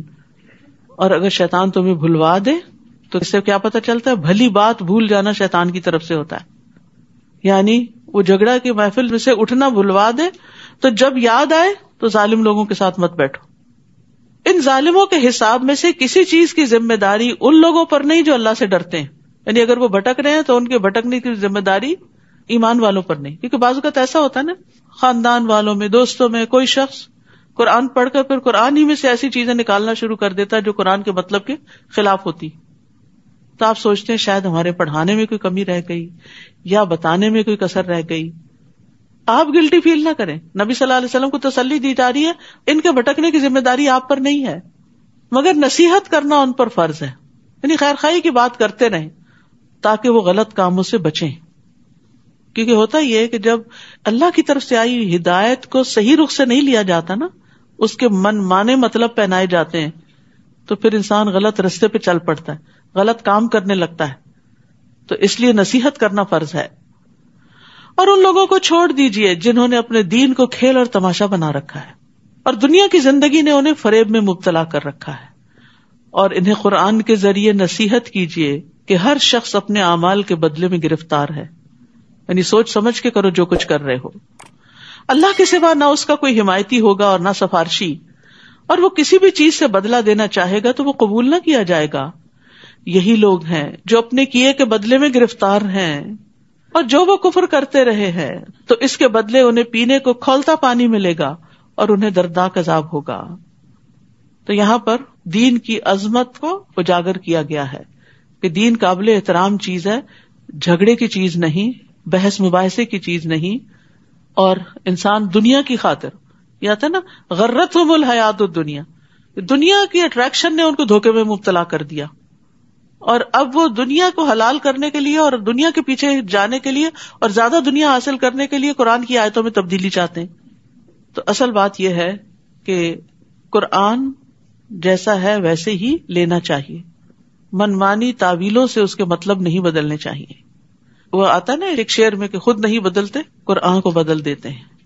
تو ایسا کرنا انسان کے لیے مسائل پیدا کرنے کا سبب ہے، دنیا اور آخرت دونوں میں. قل اندعو من دون اللہ ما لا ينفعنا ولا يضرنا. آپ ان کافروں سے کہہ دیجئے کیا ہم اللہ کو چھوڑ کر ان کو پکاریں جو نہ ہمیں فائدہ دے سکتے ہیں اور نہ ہمارا کچھ بگاڑ سکتے ہیں، یعنی بتوں وغیرہ کو. جب اللہ نے ہمیں ہدایت دے دی تو کیا اس کے بعد ہم الٹے پاؤں پھر جائیں؟ کیونکہ اہل مکہ بار بار مسلمانوں کو اسی طرف لاتے تھے کہ اپنے آباء و اجداد کا دین نہ چھوڑیں. جیسے کسی کو جنگل میں شیطانوں نے بہکا دیا ہو اور وہ حیران و پریشان ہو اور اس کے ساتھی اسے پکار رہے ہوں کہ اگر ہدایت درکار ہے تو ادھر ہمارے پاس آؤ. آپ انہیں کہیے کہ ہدایت تو وہ ہے جو اللہ دے، اور ہمیں تو یہی حکم ہوا ہے کہ ہم رب العالمین کے فرما بردار بن جائیں. تو بات یہ ہے کہ گمراہی ہدایت سے الگ کر دی گئی ہے، اور ہدایت جو ہے وہ وہی ہے جو اللہ کی طرف سے آتی ہے. بندوں کی باتیں اور فلسفے ہدایت کا باعث نہیں ہوتے. اور نماز قائم کیجیے اور اس سے ڈرتے رہیے، تقوی اختیار کیجیے، اور وہی تو ہے جس کے حضور تم سب جمع کیے جاؤ گے. وہی تو ہے جس نے آسمانوں اور زمین کو حق کے ساتھ پیدا کیا ہے، اور جس دن وہ قیامت کو کہے گا کہ ہو جا تو وہ قائم ہو جائے گی. اس کی بات سچی ہے، اور جس دن سور میں پھونکا جائے گا اس دن اسی کی حکومت ہوگی. وہ چھپی اور ظاہر سب باتوں کا جاننے والا ہے. اور وہ بڑا دانا اور ہر چیز کی خبر رکھنے والا ہے. وَإِذْ قَالَ إِبْرَاهِيمُ لِأَبِيهِ آزَرَ أَتَتَّخِذُ أَصْنَامًا آلِهَةً. ابراہیم علیہ السلام کا ذکر آ رہا ہے. تقریباً 20 جگہوں پر ابراہیم علیہ السلام کا ذکر آتا ہے اور ہر صورت میں اس کے مزاج کے مطابق. یہ صورت چونکہ کائنات کی نشانیوں کی طرف غور و فکر کرنے کی دعوت دیتی ہے تو اسی مناسبت سے یہاں ابراہیم علیہ السلام کا حال بیان کیا گیا ہے. اور وہ واقعہ یاد کرو جب ابراہیم علیہ السلام نے اپنے باپ آزر سے کہا تھا کیا تم نے بتوں کو الہ بنا لیا؟ میں تو تجھے اور تیری قوم کو کھلی گمراہی میں دیکھتا ہوں. وَكَذَلِكَ نُرِي إِبْرَاهِيمَ مَلَكُوتَ السَّمَاوَاتِ وَالْأَرْضِ. اسی طرح ہم ابراہیم کو آسمانوں اور زمین کا نظام سلطنت دکھا رہے تھے تاکہ وہ یقین کرنے والوں میں سے ہو جائے. ابراہیم علیہ السلام جو تھے وہ اللہ کے دوست تھے. ان کی بڑی خوبیاں تھیں. سب سے بڑی خوبی ان کی تھی کہ شرک سے بیزار تھے اور یکسو مسلمان تھے. کسی فرقہ واریت سے ان کا تعلق نہ تھا. ما کان ابراہیم یہودیاں ولا نصرانیاں. اللہ کے دوست تھے. ان کی زندگی میں بہترین نمونہ ہے. لہٰذا جب بھی ابراہیم علیہ السلام کا ذکر آئے اور ان کے زندگی کا طرز عمل سامنے آئے تو اس میں خوب غور و فکر کرنا چاہیے کہ وہ کیا خوبیاں تھیں کہ جن کی بنا پر وہ اللہ کے پسندیدہ ترین بن گئے، دوست بن گئے. پھر جب اس پر رات طاری ہوئی ابراہیم علیہ السلام پر تو انہوں نے ایک ستارہ دیکھا. کہنے لگے یہ ہے میرا رب. پھر جب وہ ڈوب گیا تو ابراہیم کہنے لگے میں ڈوب جانے والوں کو پسند نہیں کرتا. پھر جب چاند کو چمکتا ہوا دیکھا تو بولے کیا یہ ہے میرا رب؟ جب وہ بھی ڈوب گیا تو کہنے لگے اگر میرے رب نے میری رہنمائی نہ کی تو میں گمراہ لوگوں میں سے ہو جاؤں گا. پھر جب سورج کو جگمگاتا ہوا دیکھا تو بولے یہ ہے میرا رب، یہ تو سب سے بڑا ہے. پھر جب وہ بھی ڈوب گیا تو کہنے لگے اے میری قوم، جن سیاروں کو تم اللہ کا شریک بناتے ہو میں ان سے بیزار ہوں. انی وجہت وجہی للذی فطر السماوات والارض حنیفا وما انا من المشرکین. میں نے تو یکسو ہو کر اپنا چہرہ اس ذات کی طرف کر لیا جس نے آسمانوں اور زمین کو پیدا کیا اور میں شرک کرنے والوں میں سے نہیں ہوں. اور ابراہیم کی قوم ان سے جھگڑا کرنے لگی تو انہوں نے کہا کیا تم اللہ کے بارے میں مجھ سے جھگڑا کرتے ہو حالانکہ وہ مجھے ہدایت دے چکا ہے؟ میں ان سے نہیں ڈرتا جنہیں تم اللہ کا شریک بناتے ہو. ہاں اگر میرا رب چاہے تو اور بات ہو سکتی. میرے رب کے علم نے ہر چیز کا احاطہ کیا ہوا ہے. کیا تم کچھ بھی خیال نہیں کرتے کہ جن ہستیوں کو تم پکارتے، جن کو تم بت بنائے ہوئے، وہ الہ بنائے ہوئے، ان کے پاس کیا علم ہے؟ وہ کیا جانتی ہیں؟ ان کے پاس کیا طاقت اور کیا قدرت ہے؟ وہ تمہیں کیا دے رہی ہیں؟ اصل میں ابراہیم علیہ السلام کو اہل مکہ بھی مانتے تھے، قریش مانتے تھے، مشرکین مانتے تھے. تو انہیں ان کی مثال دے کے سمجھایا جا رہا ہے وہ تو شرک سے بیزار تھے اور تم ان کی اولاد ہو کر شرک میں کیوں پڑ گئے. اور ابراہیم کی قوم ان سے جھگڑا کرنے لگی تو انہوں نے کہا کیا تم اللہ کے بارے میں مجھ سے جھگڑتے ہو حالانکہ وہ مجھے ہدایت دے چکا؟ میں ان سے نہیں ڈرتا جنہیں تم اللہ کا شریک بناتے ہو. کیونکہ وہ بار بار دھمکیاں دیتے تھے کہ ہمارے بتوں کی مار پڑے گی تم پر. ہاں اگر میرا رب چاہے تو اور بات ہے. میرے رب نے ہر چیز کا علم کے ساتھ احاطہ کیا ہوا ہے. کیا تم کچھ بھی خیال نہیں کرتے؟ اور جنہیں تم نے اللہ کا شریک بنایا ہے میں ان سے کیسے ڈروں جبکہ تم اللہ کے ساتھ شریک بناتے ہوئے اللہ سے نہیں ڈرتے. مجرم تو تم ہو جس کے لیے اللہ نے کوئی بھی سند نازل نہیں کی. پھر ہم دونوں فریقوں میں سے امن اور سلامتی کا زیادہ حقدار کون ہے؟ اگر تم کچھ جانتے ہو وہ لوگ جو ایمان لائے پھر اپنے ایمان کو ظلم یعنی شرک سے آلودہ نہیں کیا انہی کے لیے امن اور سلامتی ہے اور یہی لوگ راہ راست پر ہیں. تو یاد رکھیے خالص توحید ہی جنت میں داخلے کا باعث ہے. حدیث میں آتا ہے جو اللہ سے اس حال میں ملے کہ اس نے اللہ کے ساتھ ذرا سا بھی شرک نہیں کیا تو وہ جنت میں داخل ہوگا. یہ وہ ہماری دلیل تھی جو ہم نے ابراہیم کو اس کی قوم کے خلاف دی تھی. ہم جس کے چاہیں درجات بلند کرتے ہیں. بے شک آپ کا رب بڑا دانا اور سب کچھ جاننے والا ہے. تو اللہ سبحانہ وتعالیٰ نے دنیا میں بھی ابراہیم علیہ السلام کی دلائل کے ساتھ مدد کی اور ہم نے ابراہیم کو اسحاق اور یعقوب عطا کیے اور ہم نے ہر ایک کو سیدھی راہ دکھائی اور نوح کو اس سے پیشتر ہدایت دے چکے تھے. وہ اس ابراہیم کی اولاد میں سے ہم نے داؤد، سلیمان، ایوب، یوسف، موسیٰ اور ہارون کو ہدایت دی تھی اور ہم نیکوکاروں کو ایسی ہی جزا دیتے ہیں. نیک لوگوں کو ایسی جزا دیتے ہیں کہ نسلوں میں خیر جاتی. ابراہیم علیہ السلام تو اپنا کام کر کے چلے گئے، یعنی اس کے بعد ہر جنریشن میں ان کی اولاد میں سے پیغمبر آتے رہے. کتنا بڑا صدقہ جاریہ. اللہ کسی کی نیکی ضائع نہیں کرتا، بس اللہ کے لیے خالص ہونے کی ضرورت ہے. پھر اولاد بھی سنور جائے گی اور اس کے بعد اولاد کی اولاد کے اندر بھی انشاءاللہ خیر آئے گی. تو آزمائشیں تو آئی تھی ابراہیم علیہ السلام پر لیکن انعام بھی ملے. اور وہ انعام نیک اولاد کی شکل میں تھا کہ ان کی آنکھیں ٹھنڈی رہیں. اور زکریا، یحییٰ، عیسیٰ اور الیاس کو بھی، یہ بھی ان کی اولاد میں سے تھے. یہ سب لوگ نیک تھے. اور اسماعیل اور الیسع اور یونس اور لوط کو بھی، ان میں سے ہر ایک کو ہم نے اقوام عالم پر فضیلت دی تھی. اور ان کے آباء و اجداد، ان کی اولاد اور ان کے بھائیوں میں سے بھی بعض کو ہم نے منتخب کر لیا تھا اور سیدھی راہ کی طرف رہنمائی کی تھی. یہ اللہ کی ہدایت ہے، اپنے بندوں میں سے جسے وہ چاہتا ہے اس ہدایت پہ چلاتا ہے. اور اگر وہ لوگ یعنی مذکورہ انبیاء بھی شرک کرتے تو ان کا سب کیا کرا برباد ہو جاتا. کسی سے بھی شرک قبول نہیں. یہ وہ لوگ ہیں جنہیں ہم نے کتاب بھی دی، قوت فیصلہ بھی اور نبوت بھی، اتنے بڑے بڑے انعامات. اگر یہ کافر ان باتوں کا انکار کرتے ہیں، یعنی اہل مکہ نہیں مانتے، تو پرواہ نہیں، ہم نے کچھ اور لوگوں کے سپرد یہ خدمت کر دی ہے جو ان باتوں کے منکر نہیں. یہی لوگ ہیں جنہیں اللہ نے ہدایت کی تھی. آپ انہی کے راستے پہ چلیے، یعنی انہی پیغمبروں کے طریقے اپنائیے اور کہہ دیجئے کہ میں اس کام پر یعنی تبلیغ کے کام پر تم سے اجرت نہیں مانگتا، یہ تو تمام جہان والوں کے لیے ایک نصیحت ہے. وما قدر اللہ حق قدرہ، ان لوگوں نے اللہ کو ایسے نہیں پہچانا جیسے اسے پہچاننا چاہیے تھا، جیسے حق تھا پہچاننے کا. کیا ہم نے پہچانا؟ کیا ہمیں اللہ کی واقعی معرفت ہے؟ کہتے ہیں کہ اللہ نے کسی بشر پر کچھ بھی نہیں اتارا. آپ ان سے پوچھئے جو کتاب موسیٰ لائے تھے اسے کس نے اتارا تھا؟ وہ کتاب جو لوگوں کے لیے نور اور ہدایت تھی. تم نے اسے ورق ورق بنا کر رکھا ہے، ان میں سے کچھ ورق تو ظاہر کرتے ہو اور زیادہ چھپا جاتے ہو. اور اس کتاب سے تمہیں وہ کچھ سکھایا گیا تھا جو تم نہ جانتے تھے اور نہ تمہارے آباء و اجداد. آپ کہہ دیجئے اسے اللہ ہی نے اتارا تھا. پھر انہیں چھوڑیے کہ وہ اپنی فضول بحثوں میں ہی پڑے کھیلتے رہیں. تو یاد رکھیے کہ اللہ کی معرفت نہ ہونا اللہ کی ناقدری ہے. اللہ کی قدر پہچاننا کیا ہے؟ اس کو جاننا. اس کو جاننے کے لیے دو بڑی اہم چیزیں ہیں، ایک اللہ کی کتاب ہے اور ایک کائنات کی کتاب ہے جو اس نے تخلیق کیا ہے، اس پر غور و فکر ہے. وَهَذَا كِتَابٌ أَنزَلْنَاهُ مُبَارَكٌ مُصَدِّقُ الَّذِي بَيْنَ يَدَيْهِ. اور یہ کتاب جو ہم نے اتاری ہے بڑی خیر و برکت والی ہے. کون سی کتاب؟ قرآن مجید. بڑی خیر و برکت والی ہے، اپنے سے پہلی کتابوں کی تصدیق کرتی ہے. اور اس لیے اتاری ہے کہ آپ اس کے ذریعے اہل مکہ اور آس پاس کے لوگوں کو ڈرائیں، خبردار کریں.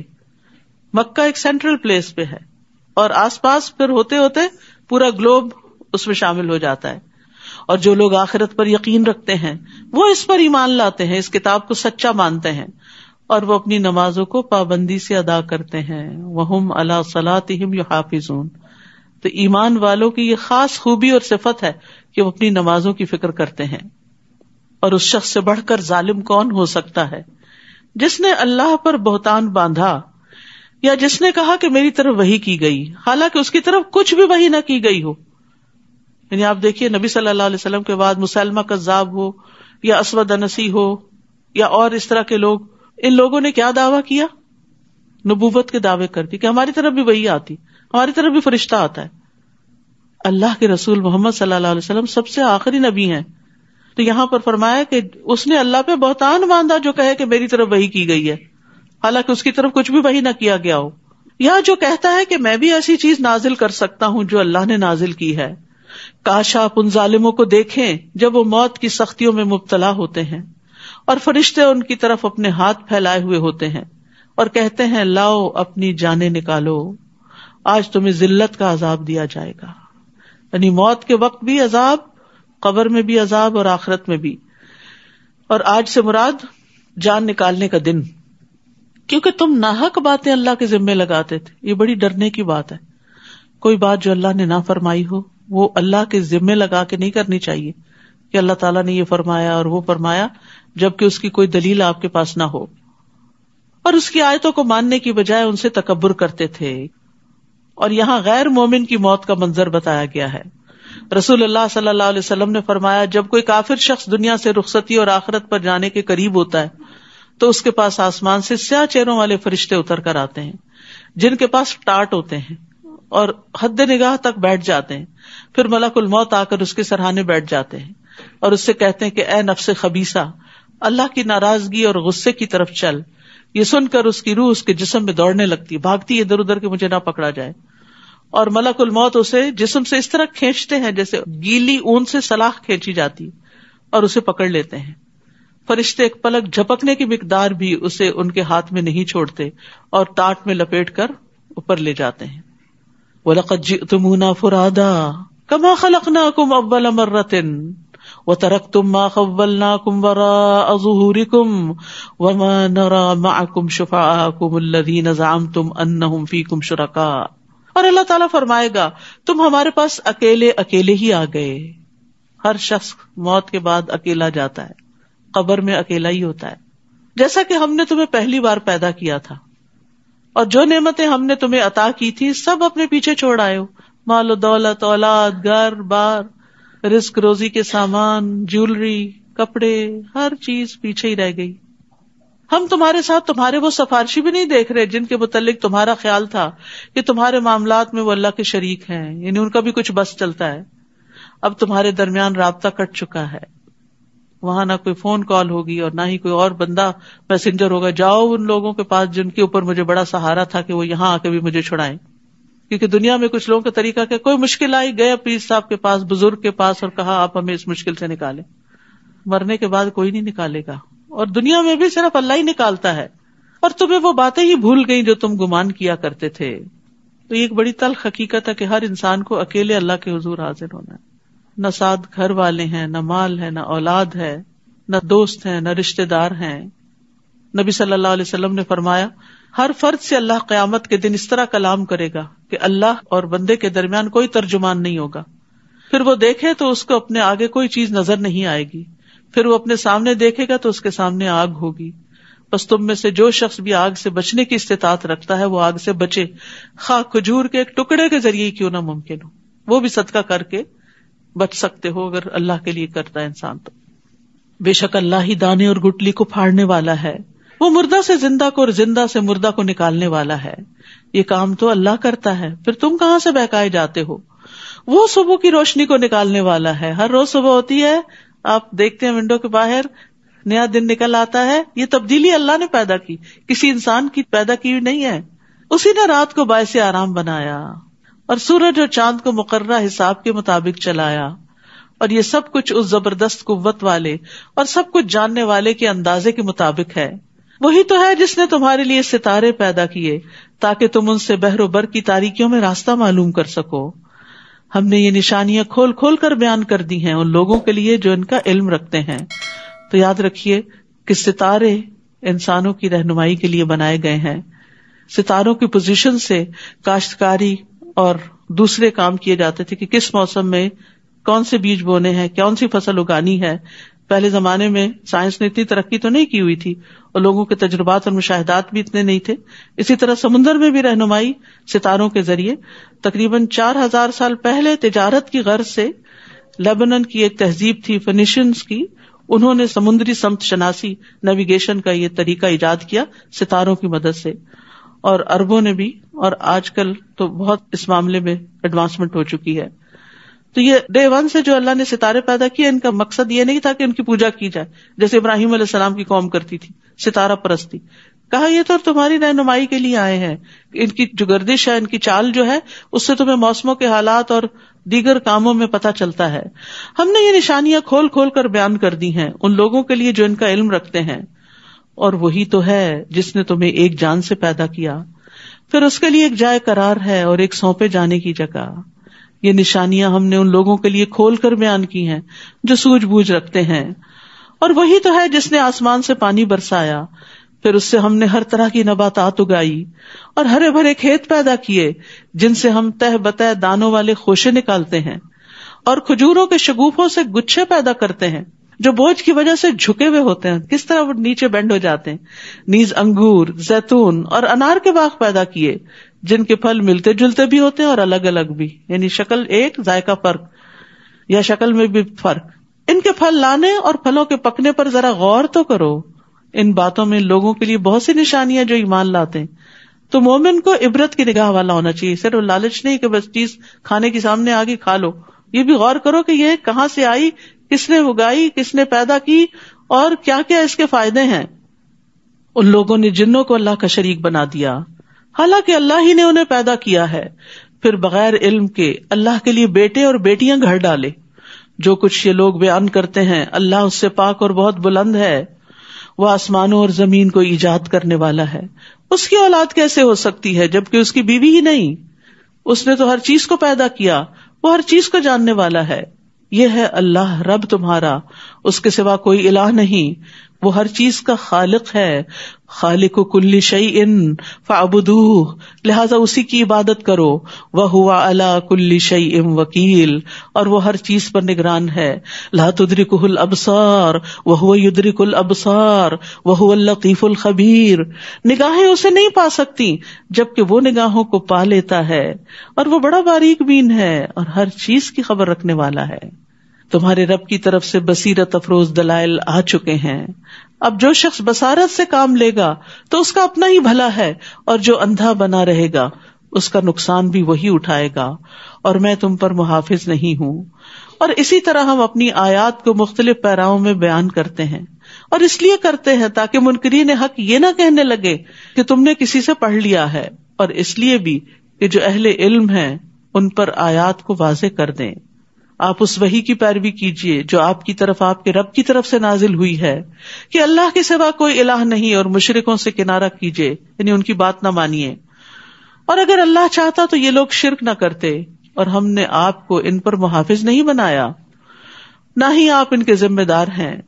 اے مسلمانوں، یہ لوگ اللہ کے سوا جن کو پکارتے ہیں انہیں گالی نہ دو، یعنی مشرکین کے بتوں کو برا بھلا نہ کہو، ورنہ یہ لوگ جہالت کی وجہ سے چڑھ کر اللہ کو گالی دیں گے اور سبب تم بن جاؤ گے. اسی طرح ہم نے ہر گروہ کے عمل کو خوشنما بنا دیا، پھر انہیں اپنے رب کی طرف لوٹ کر جانا ہے، تو جو کچھ یہ کرتے رہے اس کی انہیں وہ خبر دے گا. اور یہ لوگ اللہ کی پکی قسمیں کھاتے ہیں کہ اگر ان کے پاس معجزہ آ جائے تو وہ اس پر ضرور ایمان لے آئیں گے. آپ انہیں کہیے کہ معجزے تو اللہ کے پاس ہیں، اور تمہیں کیسے سمجھایا جائے کہ اگر کوئی معجزہ آ بھی جائے تب بھی یہ ایمان نہیں لائیں گے، یہ ماننے والے نہیں، یہ تو صرف بہانہ ہے، ٹالنے کی بات ہے. وَنُقَلِّبُ أَفْئِدَتَهُمْ وَأَبْصَارَهُمْ كَمَا لَمْ يُؤْمِنُوا بِهِ أَوَّلَ مَرَّةٍ وَنَذَرُهُمْ فِي طُغْيَانِهِمْ يَعْمَهُونَ. اور ہم ان کے دلوں کو اور ان کی آنکھوں کو ایسے ہی پھیر دیں گے جیسے وہ پہلی بار بھی اس قرآن پر ایمان نہیں لائے، اور انہیں ان کی سرکشی میں ہی بھٹکتے چھوڑ دیں گے. اللہ تعالیٰ ہمیں اس سے محفوظ رکھے.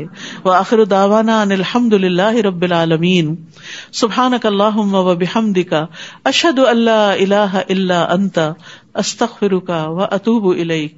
السلام علیکم ورحمۃ اللہ وبرکاتہ.